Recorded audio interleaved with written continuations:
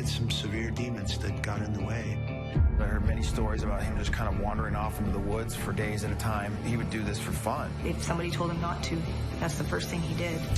When people would talk about suicide and all this stuff, I said, no, he had plans, and it just all went bad at the same time. It was a simple mistake. You have to lose yourself to find yourself, you know, and losing everything, you find the things that really matter. A switch happened in my mind. We go to the judges' scorecards for a decision. 2018, when I was away, The winner by split. I thought, how about if I knocked all those people out? And boom. One of the greatest knockouts you'll ever see! He has vaulted a UFC superstardom. I was just going to go out there and dominate one way or another. When I close the book on this chapter in my life, I will be the most violent combat athlete that ever walked on this earth.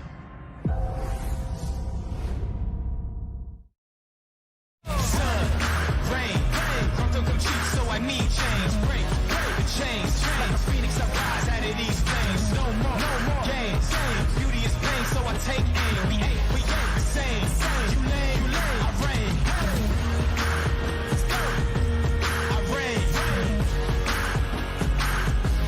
I reign. I reign. We ain't the same. We reign. No pressure. Just pleasure. This all the thanks I get. This all the thanks I get. Need pressure. Free bird, cut the tether. This all the thanks I get. This all the thanks I get.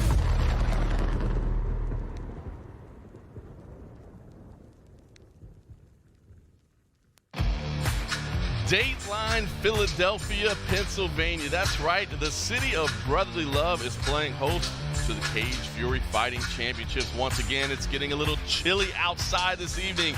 It's downright hot inside 2300 Arena, the legendary facility that CM Punk knows all too well. My name is John Morgan, and I am with CM Punk again this evening for CFFC 86, the first of back-to-back nights here at 2300 Arena. And listen, we are kicking this thing off in fine fashion. We've got an incredible main event. James Gonzalez, the reigning featherweight champion, dropping down to 135 pounds, looking for that champ status. He's meeting Levi Moles, a newcomer. Gotta say, did miss weight, but I don't think that's going to change the excitement level of this fight one bit. Yeah, listen, we're in Philadelphia. They're scrapping in the streets, and we're scrapping here indoors in the world-famous arena. I'm excited for this main event. The bantamweight title is on the line, and competing for it is the current featherweight champion. Very interesting going into this fight. Levi Moles didn't make weight. I don't think that's going to be a problem. I think he's still going to go try to take James Gonzalez's arms, legs, and heads off his body. And speaking of taking arms off bodies, you see what James Gonzalez can do right here, ladies and gentlemen. I still can't even watch that replay. Even now, man, it was so gruesome seeing it happen. Unfortunately, of course, Pat Sabatini, the injured man there, bounced back. But you can see just how dangerous James Gonzalez is. And, of course, that's just our main event. We've got a fantastic co-main event as well that I know you're personally excited for. It's a fantastic stylistic clash. Johan Lainez, the undefeated striker, big, scrapping young man, against Liram Rufati, the man known as Lenny the Gorilla.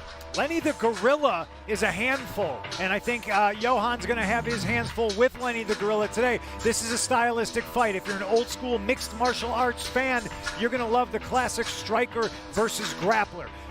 Johan Lainez needs to come out of this first round and absolutely throw everything he can at Lenny, because this guy's like a tank, and he's not going to stop. No question about it. And, of course, we've got a full night of action. The streaking Dante Brown against Christian Leonard. Eddie Torres, a bright young prospect, against Jake Schilling. Josh Van and Frank Wells. And we're going to kick things off right away with Garrett Armfield versus Kenny Richmond. Let's just get done talking, man. It's time for us to get to fights. Let's get right to it now and get our first fight underway. As we said, two prospects with impressive career records. Kick things off with Missouri's Garrett Armfield, Philadelphia's Kenny Richmond, getting things started on our main card.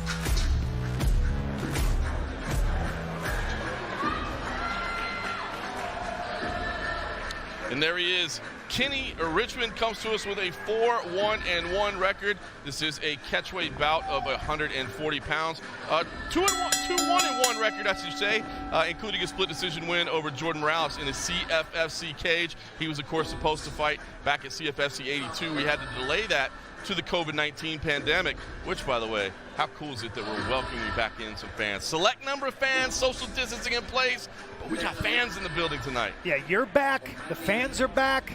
Limited, of course. I'm back. I'm always here.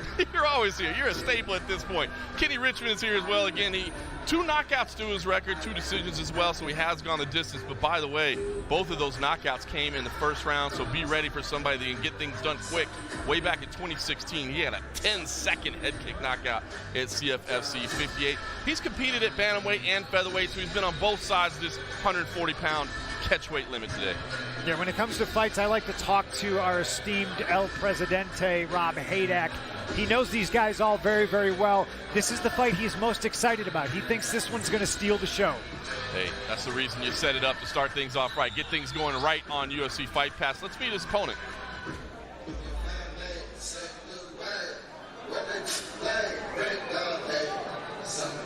Garrett Armfield coming to us with an impressive early record of 4-1 as well. By the way, he is a finisher. Just 24 years old. He made his pro debut back in August 2018. He was fighting for the first time in the CFFC cage this evening.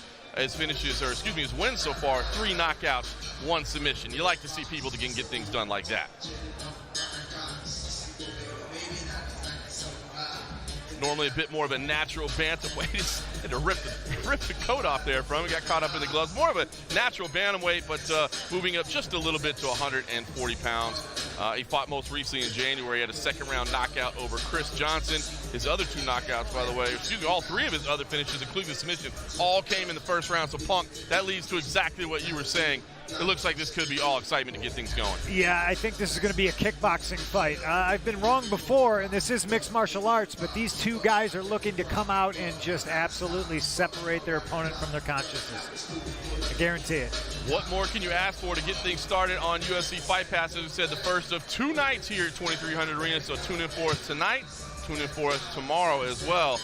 We've got both fighters in the cage. Let's take a look at the tail of the tape as we get things started in this 140-pound catchweight feature. As you can see, Garrett Armfield, the younger man, 24 years old. Kenny Richmond, a little bit taller there. They both made it under that 140-pound catchweight limit, so comfortable there. Impressive records early on. Let's take it over to Dr. David Sarnoff. Let's just get this fight underway. Ladies and gentlemen in attendance and fighting fans coming to us from all over the world, the 2300 Arena right here in Philadelphia, Pennsylvania would like to welcome you to Cage Fury Fighting Championships. All bouts this evening are sanctioned by the Pennsylvania State Athletic Commission with full unified rules. Commissioner Joel Frank, Executive Director Greg Serb, Deputy Director Mike Arnice, doctors at cage side Dr. Stolzheimer and Dr. Blackstone, the scorekeeper, my man, Freddie Blumstein, and I'll be your ring announcer this evening, Dr. David Sarnoff. Now, for the next bout of the evening, which is scheduled for 3 5-minute rounds at a catch weight of 140 pounds. This bout has been sponsored by RK Chevrolet of Vineland. We do it right. Now, standing to my left, fighting out of the blue corner, weighing in at 138.8 pounds, fighting for EEFC and Henzo Gracie out of Philadelphia, Pennsylvania, Kenny Richmond. Now standing across the cage, fighting out of the red corner, weighing in 139.5 pounds, fighting for Stanford MMA out of Eureka, Missouri, Garrett Armfield. Judges scoring at cage side using the 10-point must system, Judge Hanlon, Judge Sparacino, and Judge Wydrinski. Referee in charge of the action once the bell rings, Bill Bookwalter. All right, it is Kenny Richmond in the multicolored wavy trunks there. Garrett Armfield in the black. As UFC Fight Pass has just added a handful of new original series episodes, head over to UFCFightPass.com or the UFC app right after tonight's fights for new episodes of UFC Watch Party, Fight Physics, and Fight Lore. Only on UFC Fight Pass. Step into our world. I almost just made a side bet that this fight was going to be over before you got that out of the way. We've got to put that one on Fight Pass. It's going to happen. Masvidal is going to show up here tonight. Well, both guys being very calculated so far, but they're throwing hard. So Richmond on the outside right now. Armfield holding the center. Just say that. Gets his way out there. As I said, both men with power to start. Relaxed. Oh, nice little right hand over the top. Very calm, relaxed. Armfield shoots in, but shucked away there. And look at just love the look on Richmond's face there. And he threw that shot without setting it up. You saw that right hand that almost connected a couple seconds earlier. I wish he would have thrown that shot right after that right hand attempt. Love it. The little flurries inside there. Look how calm Richmond looks. It's amazing. I mean, he's taking some shots. He's giving him those nasty leg kicks are there. But just looks so relaxed in the position. Oh, and then he brought it up high. He's got a 10-second head kick knockout on his resume. He snapped that one up there. That was nice. He set it up with those early low kicks. The jab is clean. It's pretty impressive the way he just threw that foot up there without really so much of a feint or anything. It's a nice little overhand right there from Richmond as well. I don't want to take away from Armfield because he's mixing it up in there. He's pushing in the pocket. I mean, I'm happy with his aggression, what he's looking to do. It's just the way that Richmond is reacting to it all is very impressive to me early on. Richmond's doing a really good job of throwing a bunch of different techniques. As you said, the leg kicks, he's switching it up and throwing punches to the body. There was a nice little flurry, as you said, going to multiple levels there for Armfield. Flurries inside, Richmond just slips away. Good start thus far here at CFFC 86. First fight of the night, first of 2 nights here on UFC Fight Pass. There's that high kick up there quick again. Again, credit to Armfield. I mean, he is mixing it up. He's moving forward. He's the aggressor, but Richmond just countering so well, and those leg kicks are got to be adding up as well. Yeah, Armfield's output, I think, is higher than Richmond's, but Richmond's accuracy is much better right now. Yeah, I completely agree with that. More than 2 minutes remaining in this opening round. Again, low kick into the 2-punch combination. Just slick stuff there. Again with that high kick. Love it. You can see he's touching it. Not spending too much energy. Gearing himself to go and scoring points all along. And as you said, covers up well, moves well. The reaction is so nice. Quick little jab as well. Again, Armfield deserves credit. Moving, the flurries, but Richmond answers every single time. And as you said, I think the accuracy is just there. I'm not sure Richmond respects Armfield's power. Armfield's tagging him a couple times, and Richmond just returns with ease. Yeah, I mean, if you're Richmond, I think you definitely want to make sure you're not getting trapped against the fence. There was a nice little jab there for him. But as you said, I think he's not maybe showing respect. I think he got caught there with a little uppercut as well. I think you want to be careful there. You're not getting trapped against the fence here. You've got the shorter fighter in Armfield. He's cutting off the cage very well right now. We said he's got the output. He just hurt him right there. He just hurt him with that jab. Earlier was an uppercut. He just went out. Right here. Just stopped this fight. Wow. Amazing work there from Garrett Armfield. We said, listen, he's doing good things here. The volume is there. And as Richmond stopped giving himself that space and stopped giving himself that room to work and slipping, Armfield capitalized. Yeah, I mean, this is textbook grit and determination. You know, I know there was still a lot of fight left and it was early in the first round, but he was getting tagged. Richmond was countering beautifully. On the scorecards, you're looking at it like, well, Richmond's winning this fight. Until he wasn't. Yeah, until MMA happened.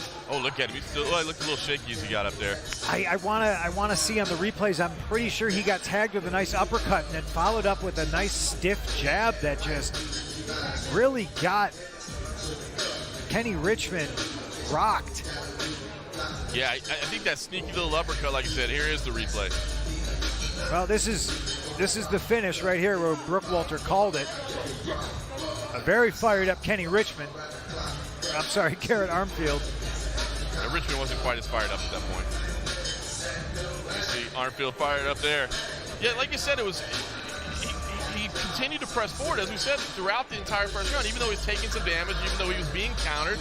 And Richmond, I thought, was doing all the right things, and then he just kind of I don't want to say got lazy at the very end, but I think you touched on it. You said, I don't think he's respecting his power. I think that's exactly what happened. I think he started saying, I've got this guy dialed in, and it cost him. Yeah, being a shorter fighter, I think maybe Armfield was trying to, he had a little trouble early finding his range. And once he found it, it was just touch, touch, touch. It was not a power punch that hurt Kenny Richmond. No question. All right, well, let's take it over to Dr. David Sarnoff to get the official time.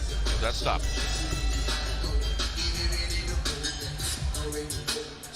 Ladies and gentlemen, this bout was stopped at 4 minutes and 18 seconds in the first round. Winner by TKO due to excessive stripes. Out of the red corner, Garrett Armfield.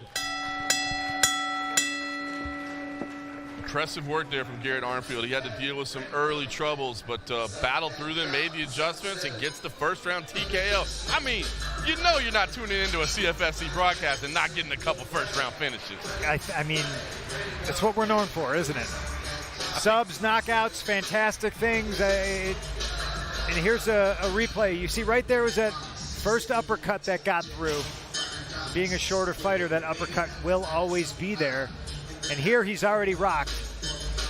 And he switches it up very nicely. He throws upstairs, he throws downstairs, and he hits him right on the temple, and it drops Kenny Richmond, and there's your winner, Garrett Armfield. Beautiful performance. Beautiful, man. As you said, even when you got the guy wobbled, to still going ahead and invest in the body, to still hurt him there too. Smart stuff, man. I thought that was a great performance of Garrett Armfield. It absolutely was. We're off to the races, ladies and gentlemen. CFFC 86. Stay tuned. We got plenty more action coming your way. A switch happened in my mind. We go to the judges' scorecards for a decision. 2018 when I was away. The winner by split. I thought, how about if I knocked all those people out and boom? One of the greatest knockouts you'll ever see! He has vaulted to UFC superstardom. I was just going to go out there and dominate one way or another. When I close the book on this chapter in my life, I will be the most violent combat athlete that ever walked on this earth.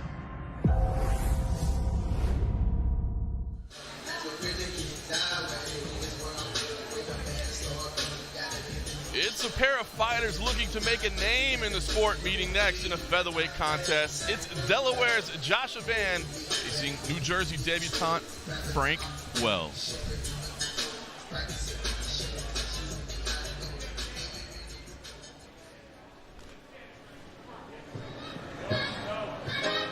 So featherweight action here next at CFFC 86. We got off to a quick start, as we always do. Let's see if we can continue it now. This is Frank Wells, Chopper he's known as, making his professional debut this evening, 26 years old.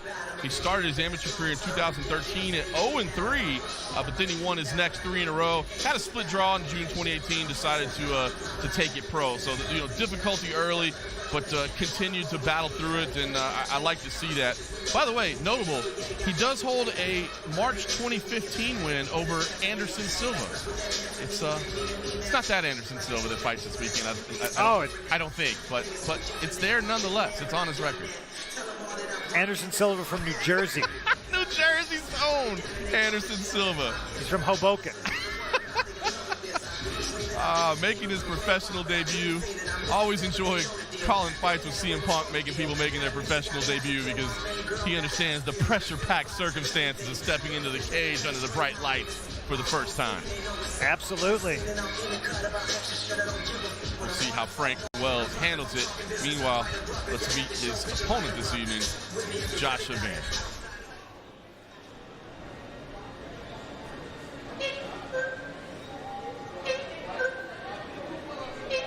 This is Joshua Van, as you see, comes to us with a 1-1 record early in his career. He's 27 years old. Made his pro debut back in October of 2018. He also debuted for CFFC in February 2019. He did suffer a decision loss to Ryan Risco, who we'll actually see tomorrow night at CFFC 87. So did have that loss, but he was undefeated in an amateur career that dated from 2013 to 2017. So a guy that does seem to have some promise about him. Yeah, and his one loss being Ryan Risco. Risco's a tough guy. Tune in tomorrow night, you'll see him. But that's nothing to be ashamed of. He went the distance with a very, very, very game fighter. No question about it. Should be good action here. Look at that beautiful spotlight as they get ready to step into the cage. Until Joshua Van looks focused and ready as well. featherweight matchup. He's anxious to get in to get things started. A little bit of the last-second precautions. Got to sanitize those gloves as you get in there. Yep. Taking all the necessary precautions in this COVID-19 pandemic, but having fights and having fans in the building, I love it. Let's carry on the featherweight division. Let's take a quick look at the tail of the tape for this matchup. As we said, is Frank Wells making his debut. Very similar in the height, age, the way everything almost on there. Joshua Van is just a little bit more experienced early in his career. Let's find out what happens. Let's take it over to Dr. David Sarnoff to get our official introductions. Ladies and gentlemen, the next bout of the evening is scheduled for 3 5-minute rounds in the CFFC featherweight division. This bout has been brought to us by Direct Hemp, a better way to CBD. Now, standing to my left, fighting out of the blue corner, weighing in at 145.4 pounds, fighting for Henzo Gracie, New York, and the Institute out of Union Beach, New Jersey, Frank Wells. Now, standing across the cage, fighting out of the red corner, weighing in 146.3 pounds, fighting for Jack's Gym out of Newark, Delaware, Joshua Ironman Van. Referee in charge of the action once the bell rings, Bill Bookwalter. All right, Bill Bookwalter in the cage. It is Joshua Van in the black trunks, Frank Wells in the blue making his professional debut. And, of course, it's not just fights on UFC Fight Pass. They've got original series as well. New episodes are there now. Head over to UFCFightPass.com or the UFC app for new episodes of Watch Party, Fight Physics, and Fight Lore. Only on Fight Pass. Step into our world.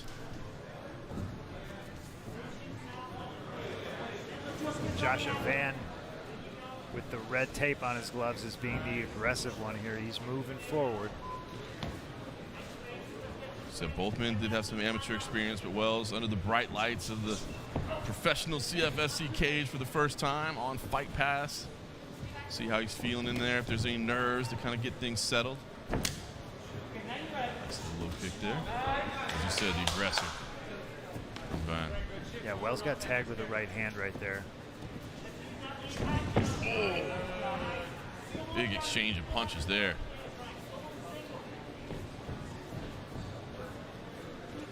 Joshua Van kind of light on his feet there, dancing back and forth. A little bit of a wider stance. Very relaxed there as he's holding the center. Throwing those big overhand rights. Frank Wells kind of settling in still a little bit, trying to get the feel of his professional debut. It's interesting that Wells is switching his stances already. When he switches to southpaw, that body kick and that head kick is there all day long. And you can see Wells throws the big overhand right there as well. It comes up just short. I feel like Josh Van has the distance down a little bit better right now, kind of a little more dialed in. Yeah, Wells keeps feinting with his hip. He keeps trying to twist his hips like he's gonna throw an attack. I don't know if Van's biting on it yet. Yeah, it doesn't seem to bite. It's kind of staying in the pocket, delivering those nasty low kicks, trying to set up that big overhand as well. That could mean he's not seeing it. Very true. Oh, there's a little high kick for Wells, a little sneaky little kick. Nice little counter to that overhand right. See, he did it again right there. The low kick behind it pretty hard right there. Could be part of the game plan. I was going to say, that might give Joshua something to think about. Giving Van a lot of things to think about here. And it's interesting to see Wells so calm and calculated here with the game plan being this is his pro debut. All his other fights, shorter rounds, got to be sprints, and right here he's showing he's taking his time. No question, patient to start out there. As you said, even though he was facing some another nasty low kick, man, he's got some power when he throws those low kicks. As you said, he's facing some offense early, but stayed patient. And the kick up high was sneaky. The kicks down low has some real power behind him. I mean, I really think he's looking to score a knockout with a head kick. The way he's throwing the low kicks, the way he's feinting with that right leg. Certainly looks like he's trying to set something up. Joshua Van has got to give it some respect. Van has been busier with his output, and the overhand right, he's landed that a few more times. But those low kicks, and again, if he sneaks up high, like you said, there's that overhand right again. They could be game changers. Joshua Van has had his share of low kicks as well, but Wells just seemed to have a lot more power behind him.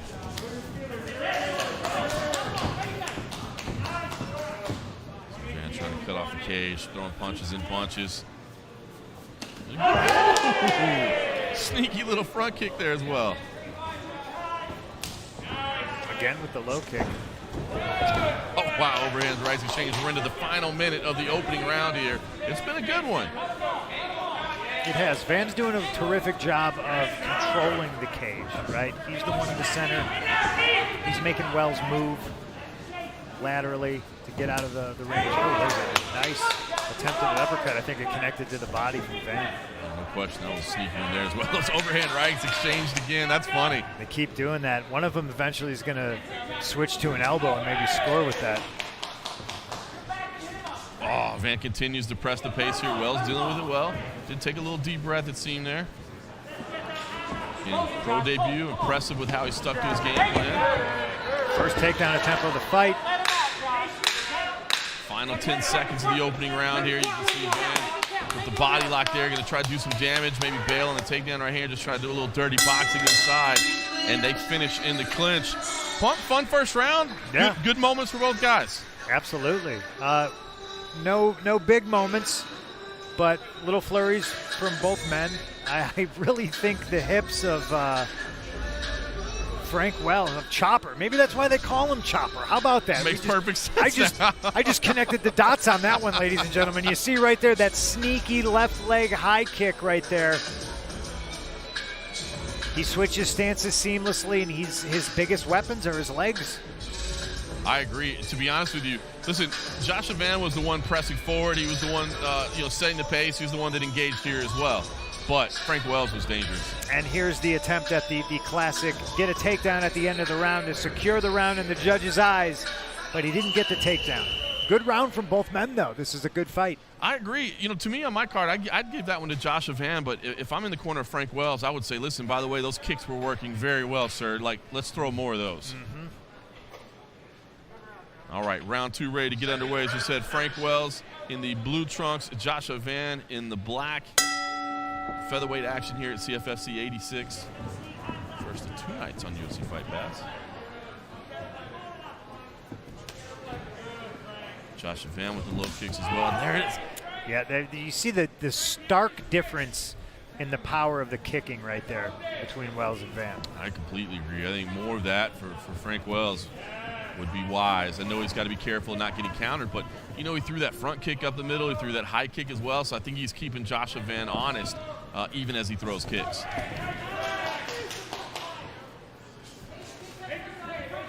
Josh is very composed in there, continues to want to press, keeping a nice pace. There's the overhand right into the takedown early. Interesting. So an adjustment, maybe felt something he liked in the clinch there, decided to go to it right away here to start the second. No, you can't get kicked when you're a clincher guy. And maybe those low kicks are adding up a little bit. Man, a couple of those low kicks really got him off balance. It only takes one or two of those in the right spot and things change. This great head position right here from Joshua Van. This is what you like to see. It immediately gets switched up by Wells. He's got to turn to his right, get the underhook on that side, and turn him back to the fence.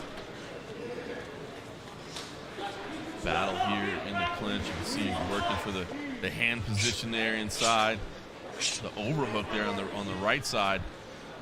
Interesting little hand position. The overhook and then sneaking the right hand back in on the bicep. Neutral here. Let's work for neutral. His head position when he's in this position is great. Right underneath the chin, making it super uncomfortable, making Wells not able to move.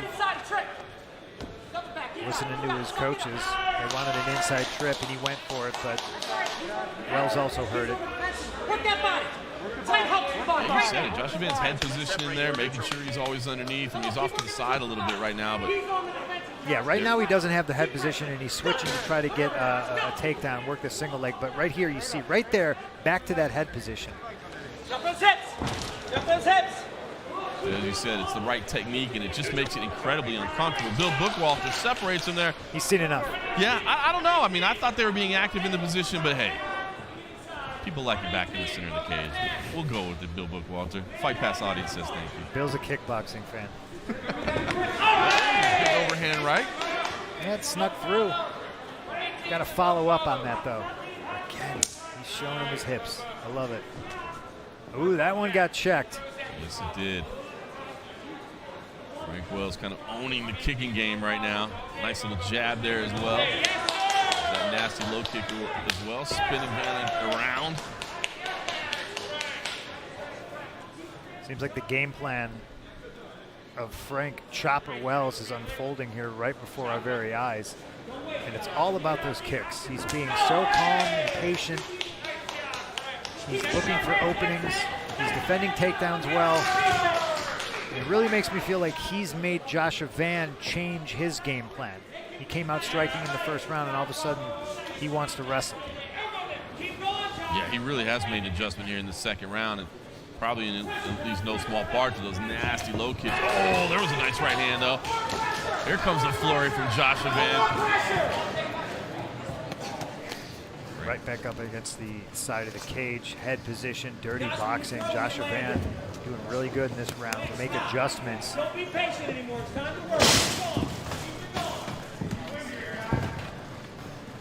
See Joshua Van continuing to press in from the outside, looking for that takedown, but Wells has been up to the challenge thus far. Great camera work here. You see how annoying and uncomfortable that head right underneath your jawline is. Makes it impossible to do much in that position, and as you said, just annoying as well. We're neutral here. Let's work. Let's work. We're neutral. With his forehead. 45 seconds left in the second round. I mean, it's really pinning Wells up against the fence. It's what it's doing, and it's almost paralyzing him. And you see, he's trying to lift up that right leg to put that knee shield in there, but that's not really going to help you. That just puts you on one leg. Wells tried to sneak in a couple of elbows in there. Another separation from Bill Bookwalter. He likes to stand up. There's that high kick. Didn't quite land it, but flashing it out there. Giving Joshua Van something to think about. Final 10 seconds of the second round. It's been another good one. Oh, what a way that would have been to end the round. Man, he's got the spinning stuff in his back pocket too, man. I like what we're seeing out of Frank Wells. Look, Frank Wells, I thought, was doing more damage with his leg kicks than anything else, but Joshua Van was controlling a lot in the clinch. Yeah. That's an interesting round to score. I don't want this to go to the judges. I really don't. Because there's all the variables going on in this fight that make fights great, but when you consider cage control and damage and things like maybe judges don't have a full grasp on, you know, I don't want to see either guy get their heart broken here. Yeah, if it goes to a decision. That was that nice little uppercut that Van had as we watch replay. But you're right. I mean, this was the best flurry that Van had in that round. But I feel like the leg kicks that were really what was doing the most damage. But we got into this position a whole lot. But there wasn't a lot of offense in that position either. It's really just kind of a stalemate. So that's an interesting round to score. Could easily be 2 rounds to none. Joshua Van might be 1-1. Hopefully we don't have to find out. We'll see if somebody can put a stamp on it in this third round. For Joshua Van, when he pushes Frank Wells up against the cage, he's winning in those situations. You know, it doesn't matter that he's not doing damage. Doesn't matter that maybe he's not as busy as he could be. I agree. He's winning. Yep. It's like racking up riding time or something like that. You know, you're not necessarily scoring points, but you are indirectly. All right, Frank Wells in the blue, who has been impressive with his sticking to his game plan, his patience. Can he make something happen here in his third round? He's in the blue. Meanwhile, it's Joshua Van in the black.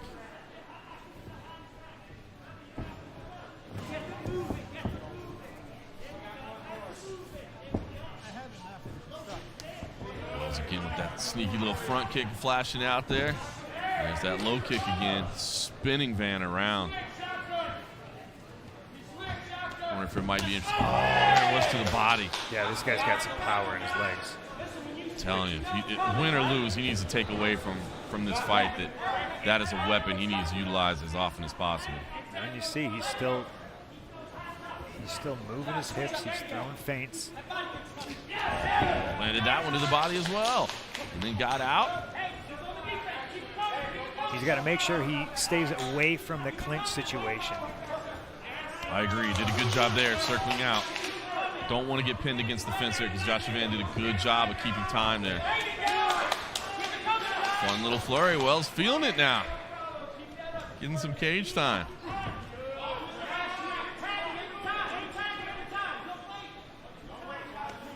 Still nice movement, head movement, and the strikes up top from Joshua Van are fun to watch. The right hand there from Wells scores.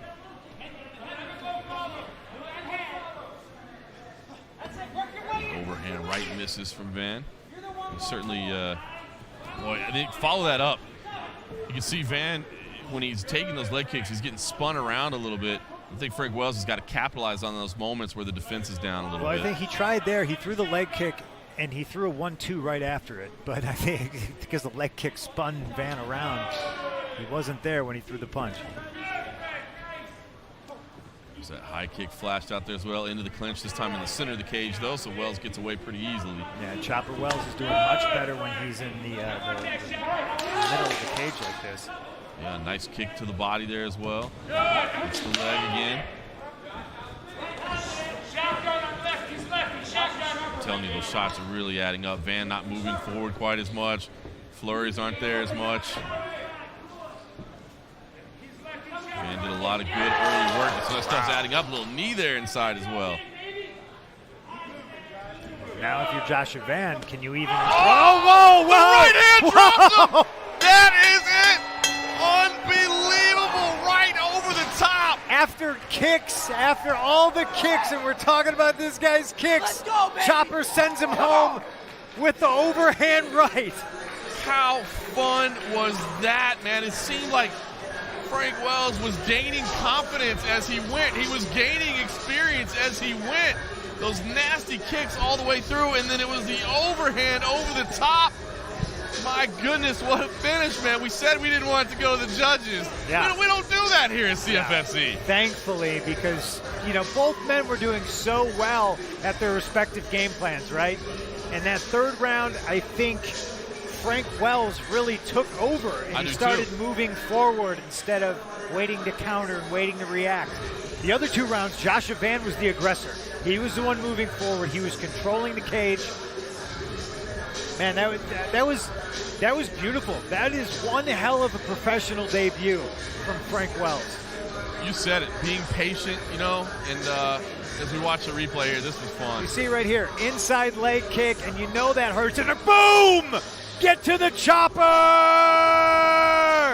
Frank Wells. Oh, that was beautiful. Here's the other angle of it. Look at that. Oh, made him do the chicken dance and everything. Bill Bookwalter in there and quick on the stoppage. Man, highlight reel finish. And you're so right, man. As time is winding down, in my head I'm thinking, man, this is going to be tough because Frank Wells is looking so good in this third round. I think that was his round. That second round was so close, but I wouldn't be surprised at all to see it go to Joshua Van. It was going to be one of those ones where you see a guy do really well in the third and maybe come up short on the cards, but for him to seize it like that, my goodness, it's man. very fascinating to me that Frank Wells, his entire amateur career, goes the distance. 8 fights? 8 fights. All go the distance, and yes, those are shorter rounds, but then he shows up for his professional debut, and it really just seemed like his game plan was to take his time, right, which you cannot do in amateur fights. Amazing, amazing. Made adjustments. He really looked like a superstar here tonight. I agree. That is one heck of a professional debut. You see the celebration there in the corner. Man, looking forward to seeing more from that guy. How fun was that? And looks like now Joshua Van is up on his feet as well. He was a little bit shaky there for a moment, but he's up on his feet now. Seems to be doing okay. Listen, Joshua Van doesn't need to hang his head either. I mean, he was fighting well. He had a great performance also. I think there were a lot of good things he can build off of as well, but man, just got clipped with that overhand right. Great stuff there. What a finish. All right, let's take it up and get the official time of the stoppage from Dr. David Sarnoff. Ladies and gentlemen, this bout was stopped at 2 minutes and 35 seconds in the third round. Winner by knockout due to strikes. Out of the blue corner, Frank Wells. Heck of a debut. I believe we'll be seeing more of Frank Wells in the future. I hope so. Chopper got it done, man. That was great stuff. What a way to make your professional debut. And you get the cage time out of it as well. You get the experience, but you get the big finish as well. You can see the elation on his face, man. That was great. Take one more look at it. Yeah, right here. I mean, he knocked the spit out of him and everything. And Bill, look at Brookwalter in there. Like he's diving into a pool. Makes a great stoppage. Makes sure no additional damage is done. It wasn't needed. And dropped like a tree. Oh, man, how great was that? Fantastic stuff. Well, listen, of course UFC Fight Pass has amazing fights like here at CFFC, but there's so much more. They've just added a handful of new original series episodes after these fights are over. Not before, after. Head on over to FightPass.com or the UFC app for new episodes of UFC Watch Party, Fight Physics, and Fight Lore, only on UFC Fight Pass. Step into our world. Abu Dhabi. You good? Really? If you want me to slap you around, I can do that. Fight Island, let's go. I'm 3 tequilas in right now. Oh my God. I'm freaking so stoked. Good times. Oh! This is the match I wanted to see. Well, listen, you like what you're seeing thus far. I mean, of course you do. How could you not? We've got more of it tomorrow night. You come right back, 8:30 p.m. Eastern. CFFC 87 will be live on UFC Fight Pass. And, of course, Curatolo versus Trujillo in that championship fight. I cannot wait for that one. And the big boys in the co-main, Jointon and Suvanu Tafa. Listen, man, you've already seen CFFC 86. We're going to do more of it tomorrow night. We absolutely are. I can't wait. You know, we still got fights tonight, but tomorrow night's looking even good. Even better, maybe? Even gooder. Even gooder. All right, let's carry it on here at CFFC 86. It's a battle of two high-paced, undefeated submission aces with Puerto Rico's Eddie Torres taking on Pittsburgh's Jake Schilling in a catchweight bout at 150 pounds.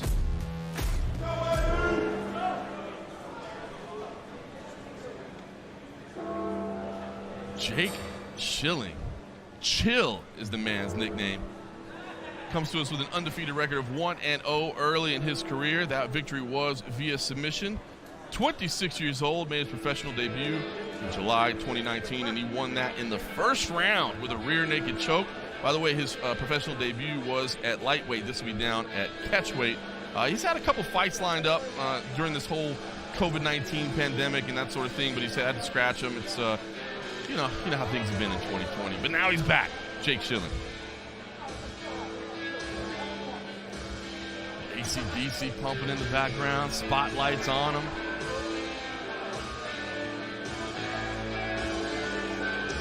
Excellent work from our production team here. I like that view. Getting the gloves sanitized there. I said we're following all the sanitation procedures here at COVID-19. We're being careful out here at CFFC. Jake Schilling in the cage. Let's see what he can do in his second professional fight. He's got a difficult opponent on the other side of the cage. Let's meet the Taino Warrior.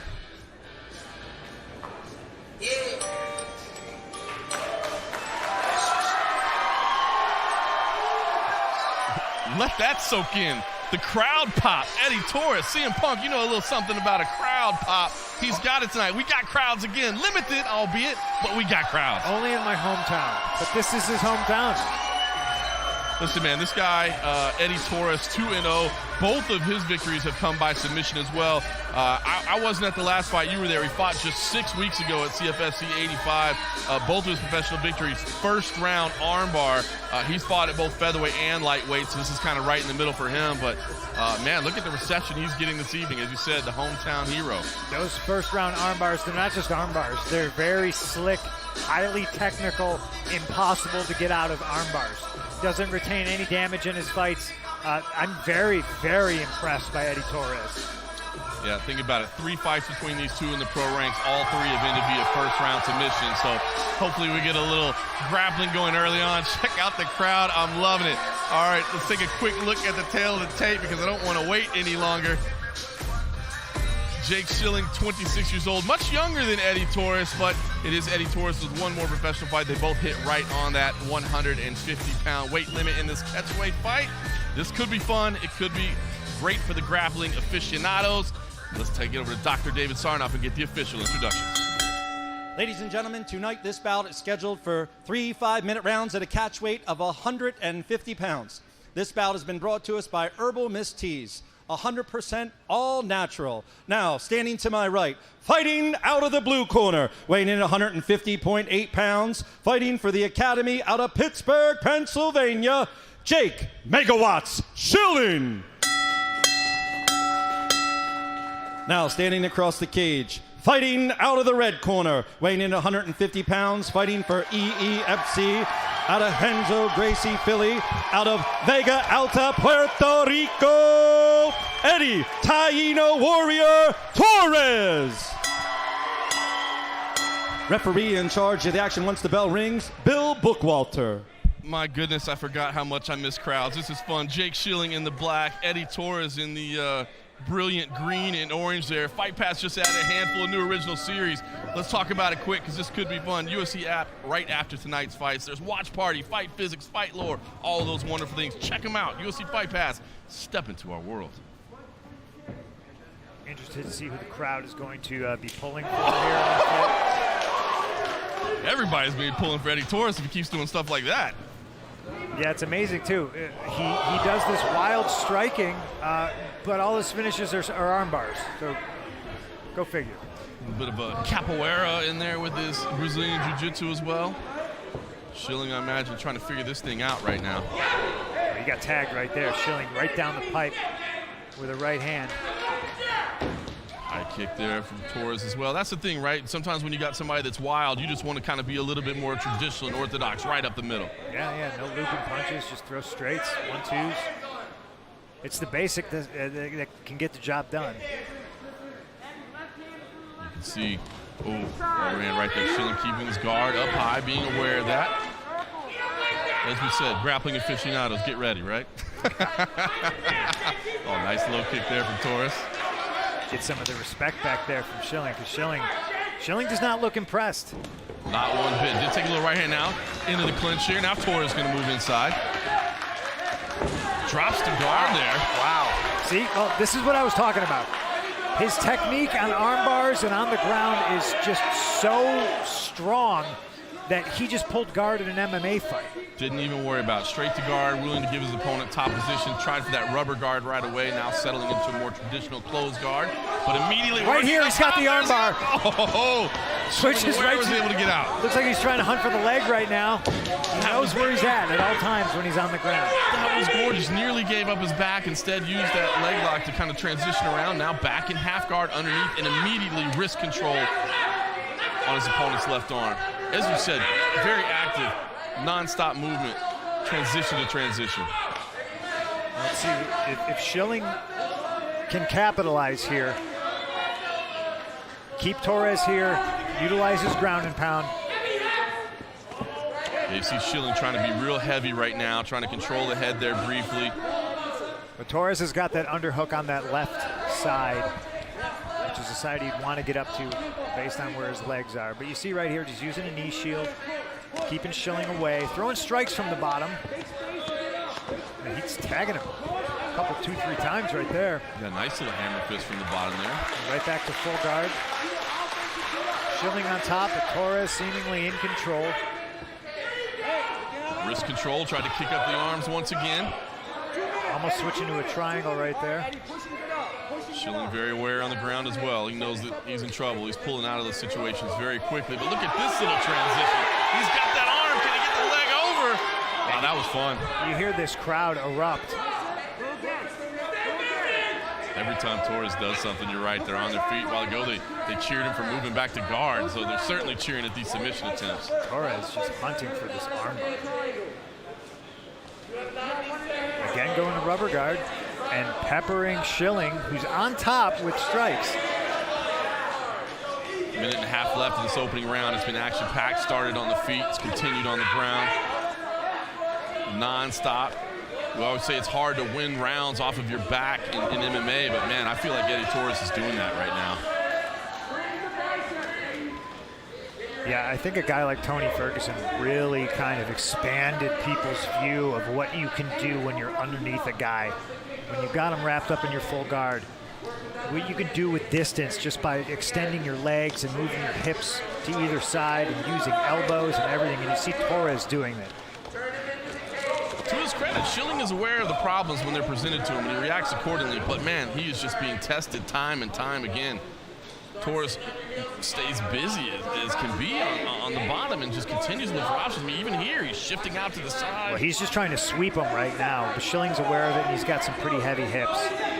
Did get a brief warning there for having his toes in the fence. Had to let that go. 30 seconds remaining. Schilling wants to capitalize on this top position, but he's so busy on defense, he hasn't had a whole lot of time to attack on his own.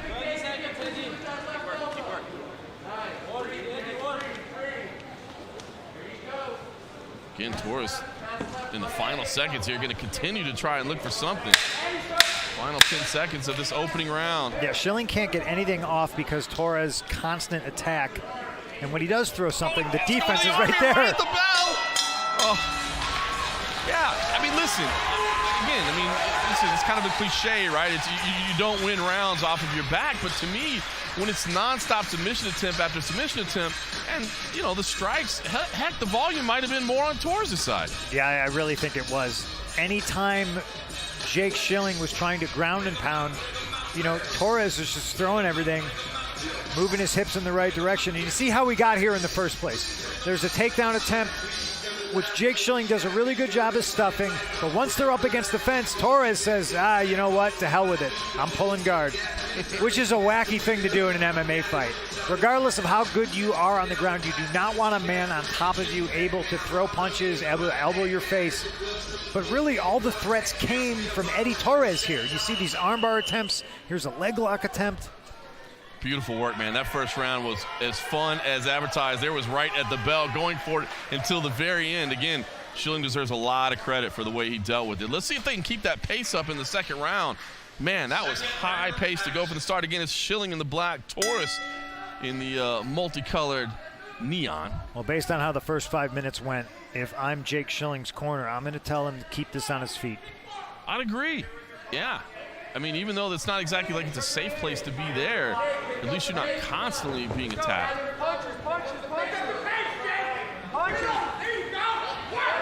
Schilling is happy to press forward. Oh, a little right hand over the top. That rocked him. And a left and another right behind him. He's it. wobbled. Torres trying to finish this on the feet, maybe. And with the crowd here, the crowd behind him, he's throwing caution to the wind, and he wants a KO here. Punk, I missed this feeling. Here it is. Oh, my God. I got chills right now. It's been so long. Now they're in a phone booth. Look at Jake Schilling. He's ready to scrap.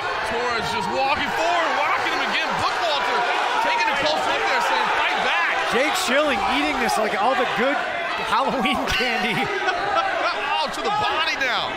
Schilling showing his toughness. Listen. Bookwalter's telling him he's going to step in right here. The non-stop action. Bookwalter stops it. Unbelievable. A crowd on their feet. Wow. Wow. The submission artist gets it done on the feet.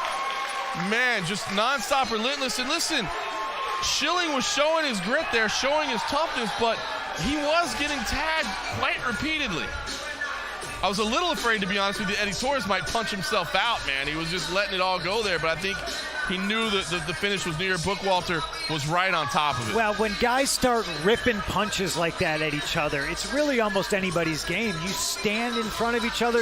The famous one I always think about is Condit and Dan Hardy, yeah, right? Absolutely. They both throw the same punch. Who is quicker? Who had the shorter hook? And you see right here what I'm talking about. Both guys just biting down on their mouthpiece and throwing caution to the wind, rights and lefts, overhand rights, tight hooks, wide hooks, everything right here.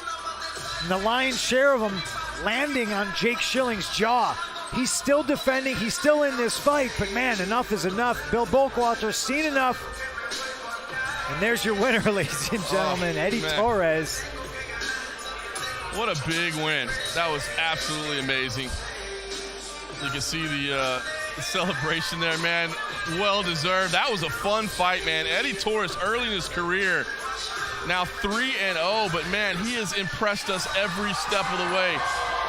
And playing to the crowd as well, man. This is fun. Listen, just back from Fight Island, I saw some amazing fights in Fight Island, but man, I forgot what that adrenaline felt like to have a crowd on their feet cheering for their hometown guy. It changes things, doesn't it? Oh, man. It changes things. It really does. Fun stuff. A lot of respect between these two being shown. Both guys, listen, Schilling deserves credit, man. He was excellent on the ground in defense. He had fun on the feet as well. Great stuff, man. Great respect here between two competitors. I love it.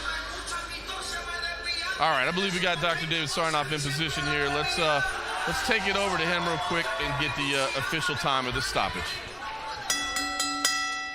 Ladies and gentlemen, this bout was stopped at 1 minute and 12 seconds in the second round. Winner by TKO due to strikes. Out of the red corner from Puerto Rico, Eddie Taino Warrior Torres. Oh, look at this. Come on, he's getting his look black at belt this. too. They're strapping my man up right here. Come on, man. He's getting his black belt too.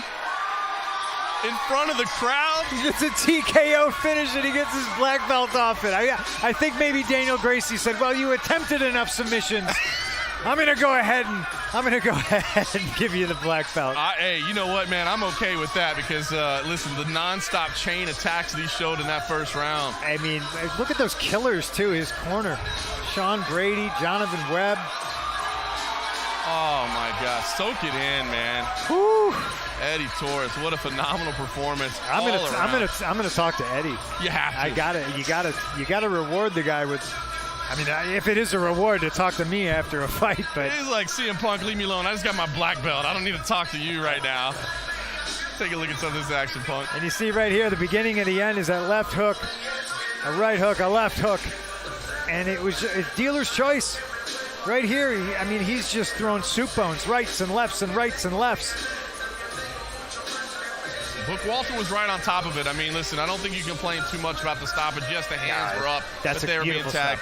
Yeah, and he got a lot of warning. So, listen, it looks like we've got our man Eddie Torres lined up right now to talk to CM Punk after that impressive performance. Let's kick it over to Punk.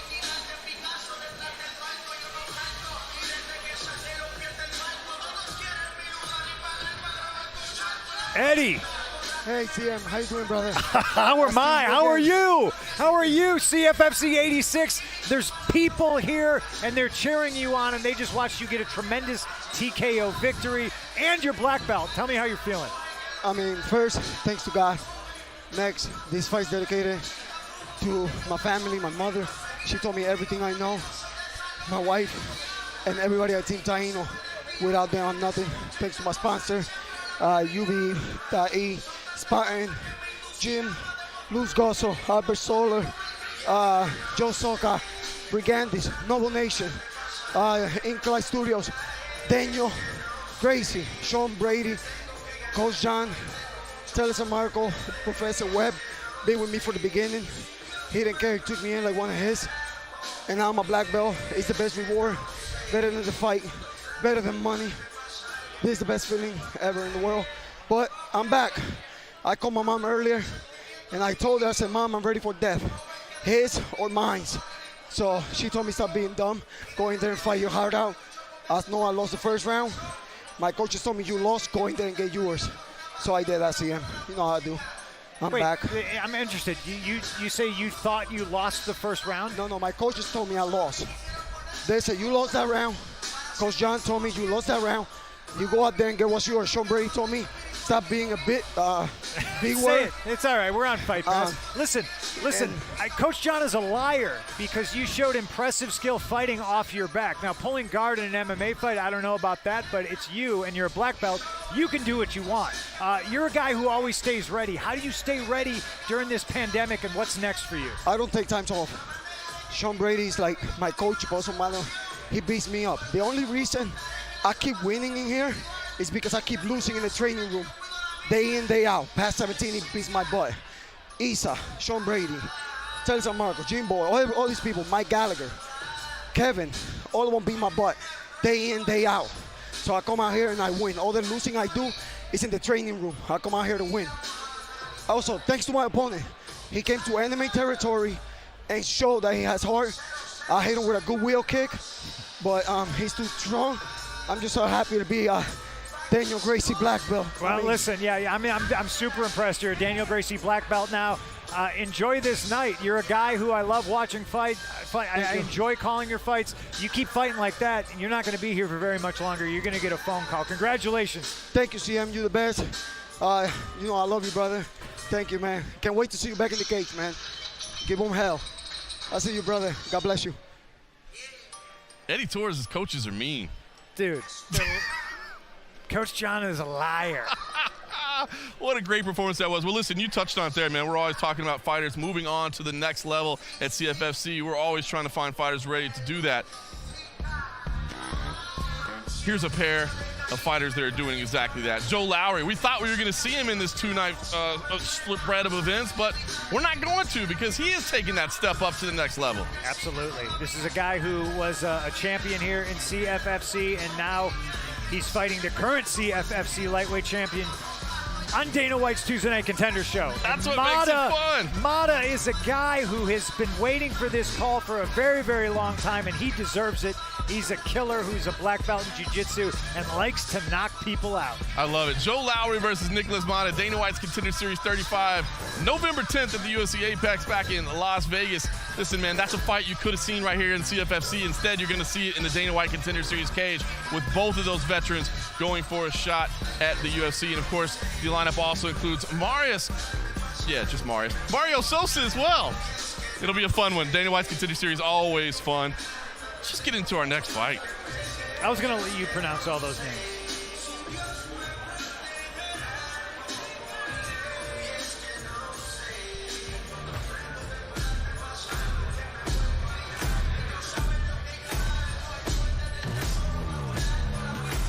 Because Dante Brown has been living up to his nickname of the Hype in recent times, but he's never faced a fighter as experienced as the resurgent Christian Action Leonard.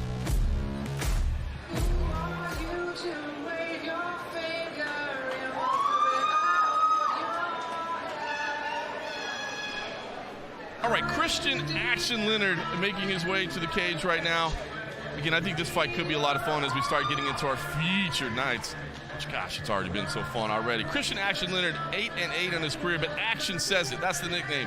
5 knockouts, 2 submissions, 1 decision. He likes to get things done. Just 26 years old, but he's been fighting professionally since 2012. He's fought 8 times in the CFFC cage. He's got a 5-3 record in the promotion, including a fight in November 2019 in a return at CFFC 80. He's currently riding a 2-fight winning streak. Both those wins came via stoppage. 5 of his 8 career wins have been earned in the first round. I can keep rattling it off, man. The name is Action for a reason. Well, he's got to follow some pretty heavy action from our last fight. Oh, man, it was.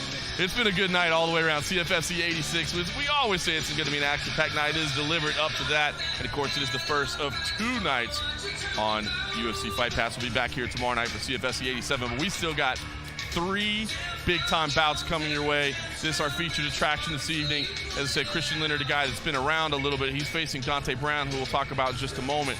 And then we'll get into our co-main and, of course, our title fight to wrap things up. But this is Christian Leonard. Now, the man he's going to meet right now, the Hype, Dante Brown. Liquid means rewind, and Dungeon means onward. Request to get so quick to rewind. Yeah. All right, Dante Brown, the Hype. 32 years old. He made his pro debut in February 2018. This is his first time in the CFFC cage. But here's what I love about this guy. Lost his professional debut, right? Oh, you hate that. That's your setback. You don't want that to happen. But then he has since rattled off 4 first-round knockouts. So to put that setback aside and then to come back and get those kind of finishes, incredible. And the guy has an extensive amateur career. He was fighting amateur for years, dating all the way back to 2010. His first amateur fights, he lost to guys like Cody Stammen, Bobby Nash, guys that would go on to fight in the UFC. So went through struggles early in his amateur career, went through struggle early in his professional career, but has rebounded to put on this incredible streak. The big test for Dante Brown is he hasn't yet fought somebody with a winning record. So in Christian Leonard, he's fighting somebody with much more experience. So what we're going to find out tonight, the hype. Is the hype for real? These 4 first-round knockouts, they've been against a little bit less experienced competition. Were they legit or not? That's what we find out. Is the hype real? Christian Leonard could knock guys out too.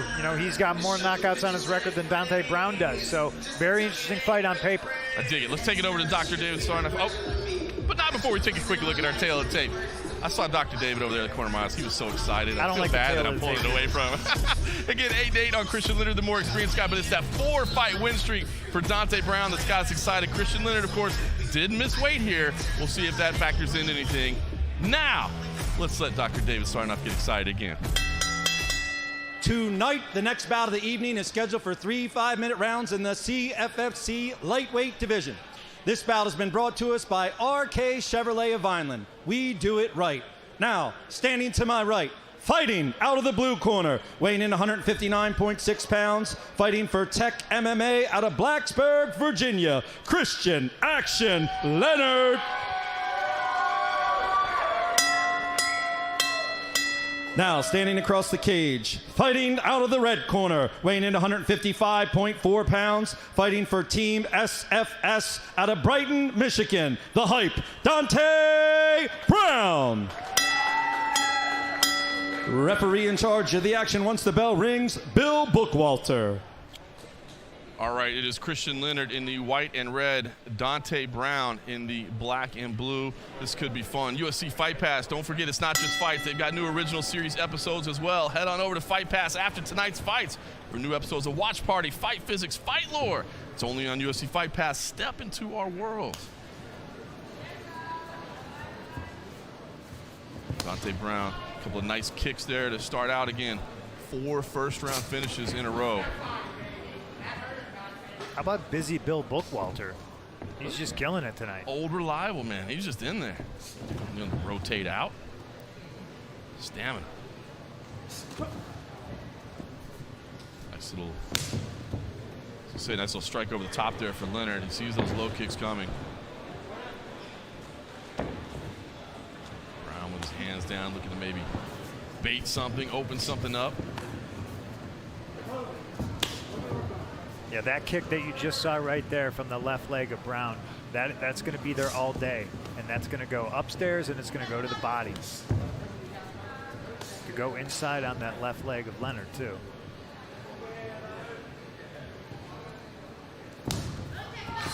Snapping little low kick there, man. The quickness that he throws that with. As you said, that lead leg's just going to be sitting right there when you're standing in southpaw. You can already see some discoloration on that right leg, the left leg of Leonard. There's a mark on his body, too. Now, I mean, he's the color of a bottle of 2% milk, so it could just be that, but you also, it hurts when you get kicked. Oh, man. You can see Christian Leonard, not overreacting to anything right now. Brown. Slick little left hand up the middle. Those nasty low kicks, he's throwing them out there. Yeah, so far, stand-up kickboxing fight.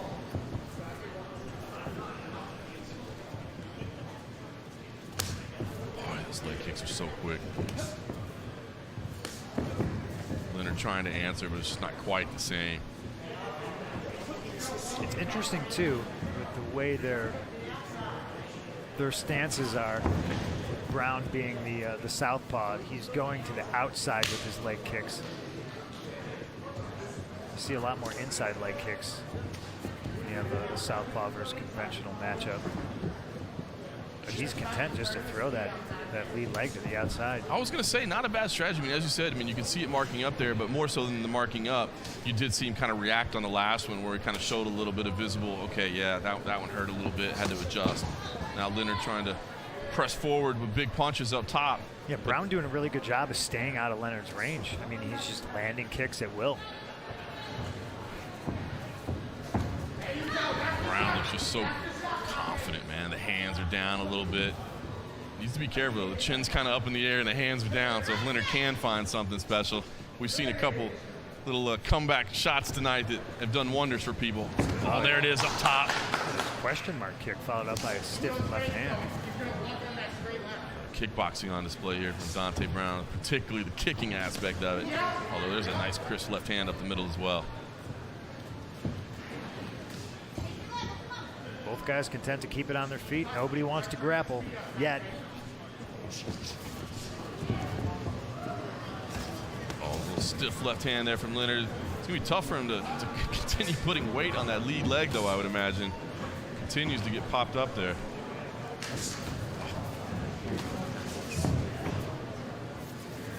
I think Leonard's made a nice adjustment. He's realized that every time he gets kicked to that lead leg, he needs to return ASAP. And he's been doing that the last few times. Brown with a nice left hand up the middle there again, and then dances out of range again. He wants to keep moving. Doesn't want to get too confident. I mean, he's certainly scoring here almost at will as we go into the final minute of this opening round. And obviously Brown has a height advantage, and normally that equates into a reach advantage as well. And I think that's what we're seeing right here. He's staying just outside of all of Leonard's attacks, and he's throwing those leg kicks from a safe distance to where he can't get countered immediately. Nice kick to the body there for Leonard. Yeah, you're absolutely right. And Brown is certainly a quicker fighter as well. Did land a little bit low there, but we're going to find him. So all the things are working in his direction, but I just don't want to see him get overconfident there. He's feeling himself for sure. Do I count that? Is it a cup kick? Do I count it? I believe that counts. All right, that's 2 for the night. Throw it on the Paul Felder list? Yes. Oh, see, there you go. Leonard, tricky little veteran move there. Ducked in through that right over the top. That's what Brown has got to be careful of, as confident he is on the feet. Final seconds of this opening round. Leonard trying to press here, maybe score something big at the end. They end on the feet. Listen, Dante Brown looks slick, but Christian Leonard not going away easy, that's for sure. No, Dante Brown, the hype seems to be real. Very calm and composed. Doesn't even look like he's broke a sweat. Not breathing heavy, but yeah, Christian Leonard, always game. He's in there. He's got 5 knockouts for a reason. Once he finds his range, I think he's going to gain a lot of confidence and he's going to move forward. Yeah, no questions. We take a look at Leonard on the stool there. He looks comfortable. He looks relaxed. He doesn't seem to be panicking. Again, he's got a little bit more experience. We'll take a look at some of this first round action. See, right here's that question mark kick of sorts, followed up by a stiff left hand. Yeah, I mean, look how comfortable he is. Dante Brown just staying in the pocket, knows when to exit, knows when to go forward. But he really seems to have the range figured out here. Yeah, got to think that's round 1 in the bag for Dante Brown. Looked impressive. That's not even breathing hard right now. That's impressive to see. Going to round 2. Dante Brown in the black and blue, Christian Leonard in the white and red.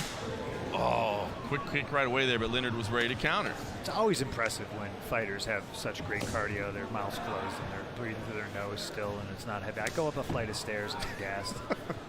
Don't even get me started. See, Leonard not afraid to move forward. I mean, oh, crisp little combo. I was going to say, he knows he's walking into a buzzsaw, but he's still trying to make it happen. But it's interesting, though. He's moving into a buzzsaw, and he's almost doing it flat-footed. There's no lateral movement. He's certainly not moving his head off the center line. I think he just wants to tee it up for that one big one. Yeah. Brown switching stances there, throwing the kicks to all levels, throwing the punches behind it. Some uppercuts as well. We see Leonard pressing forward here. Does have him briefly against the fence. There he is, throwing those big shots and inside. We'll try the, as you said, nobody was really looking to grapple much in that opening round, but maybe a change of position might be nice for Christian Leonard. Yeah, I still feel like he doesn't want to necessarily be here. He's not switching to the legs. He's not actively seeking a takedown. He disengages. But first time we've really seen Brown on his back foot. It's true, can he keep it? We said it, the cardio was there, but can he continue to keep the volume? I mean, he looks loose, looks like he's capable of doing it, but Christian Leonard kind of dialing in a little bit. Oh, got another one there. There's another one on the Paul Felder list. That's 3 for the night. This one much more definitive. Well, while we take a little break here, and you know, Dante Brown's got a full 5 minutes, I just want to say that Eddie Torres is wearing a very beautiful sport jacket right now, walking around the arena, entertaining his fans. I mean, this guy can do it all. He looks like a model. Look at this. Talking about somebody ready for the big time. Absolutely. This is the whole package. All right, we're getting back to action here. Dante Brown is okay. He's going to carry on here. Maybe take a little breather there. No reason not to get a little rest. Christian Leonard was kind of having a little bit of success there momentarily, so maybe a little moment to collect himself and start again, and there is that big left hand over the top for Dante Brown. I mean, at this point, Brown just has no respect for Leonard. Leonard's got to do something to get that back. Front kicks to the body now as well. Sneaking it up high as you do, changing the levels.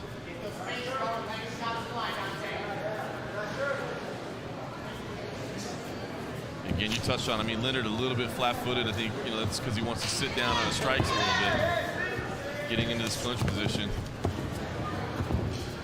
You got to try something right now because not that he's being completely, just needed a bite. Not that he's being completely outclassed on the feet, but, you know, Dante Brown is just kind of chipping away at him. I don't think you want to keep taking these shots to your leg and your midsection. Yeah, you can. Oh my gosh, it's it! That's it! Oh my goodness, we said the big right hand might be coming. The flat-footed Christian Leonard. All action. You know, we talk about it. I said he's not moving his head. His feet are flat, and that's why. And I'm glad you listened to my advice. As I said, don't bother with the takedown. I mean, clearly the big right hand is probably coming soon. He knows what he's capable of, and he knows what he's good at. And what he's good at is knocking people out. You can add another one to the record, totaling number 6 knockouts for Christian Action Leonard. Man, you could see it coming the whole way. As you said, he was just willing to take it. His legs were being chopped up. His body was being chopped up. But he kept pressing forward. He kept trying to set up that big shot. I think he believed in himself, and it scored. This is a hell of a dangerous game to play, is to stay inside somebody's range and just get kicked to pieces when you know that if you can get inside and do that, everything will be okay. And it's that same shot he threw in the opening round. I think he took the first 5 minutes and 2 minutes of the first round to find that range, and right here, he finds it. He drops the big old coconut. Drops Dante Brown with one shot. Shout out to Bill Bookwalter for just constantly being there, being a tremendous referee tonight. He's great with all of these stoppages. He's in there to make sure the fighter doesn't retain any unnecessary damage. No, that was well done. I mean, listen, Dante Brown, you know, we said, is the hype real? I think the hype is real. I mean, I do think that he's got a lot of skill that we enjoy bringing to the table, but at the same time, you know, we said it in the opening round. You got to be careful. You can see Christian Leonard's out there, you know, dropping bombs. Don't get too confident. And, man, the chin was up in the air, and that right hand came over the top. Yeah, right before that, it looked like Dante was almost leading with his face. He got a little bit more, maybe too confident, and he was trying to return. But he just let him in, and he got his range, and Christian Leonard just drops the bomb on him. Fun stuff, man. CFFC delivers every single time, man. CFF 86 has been no exception.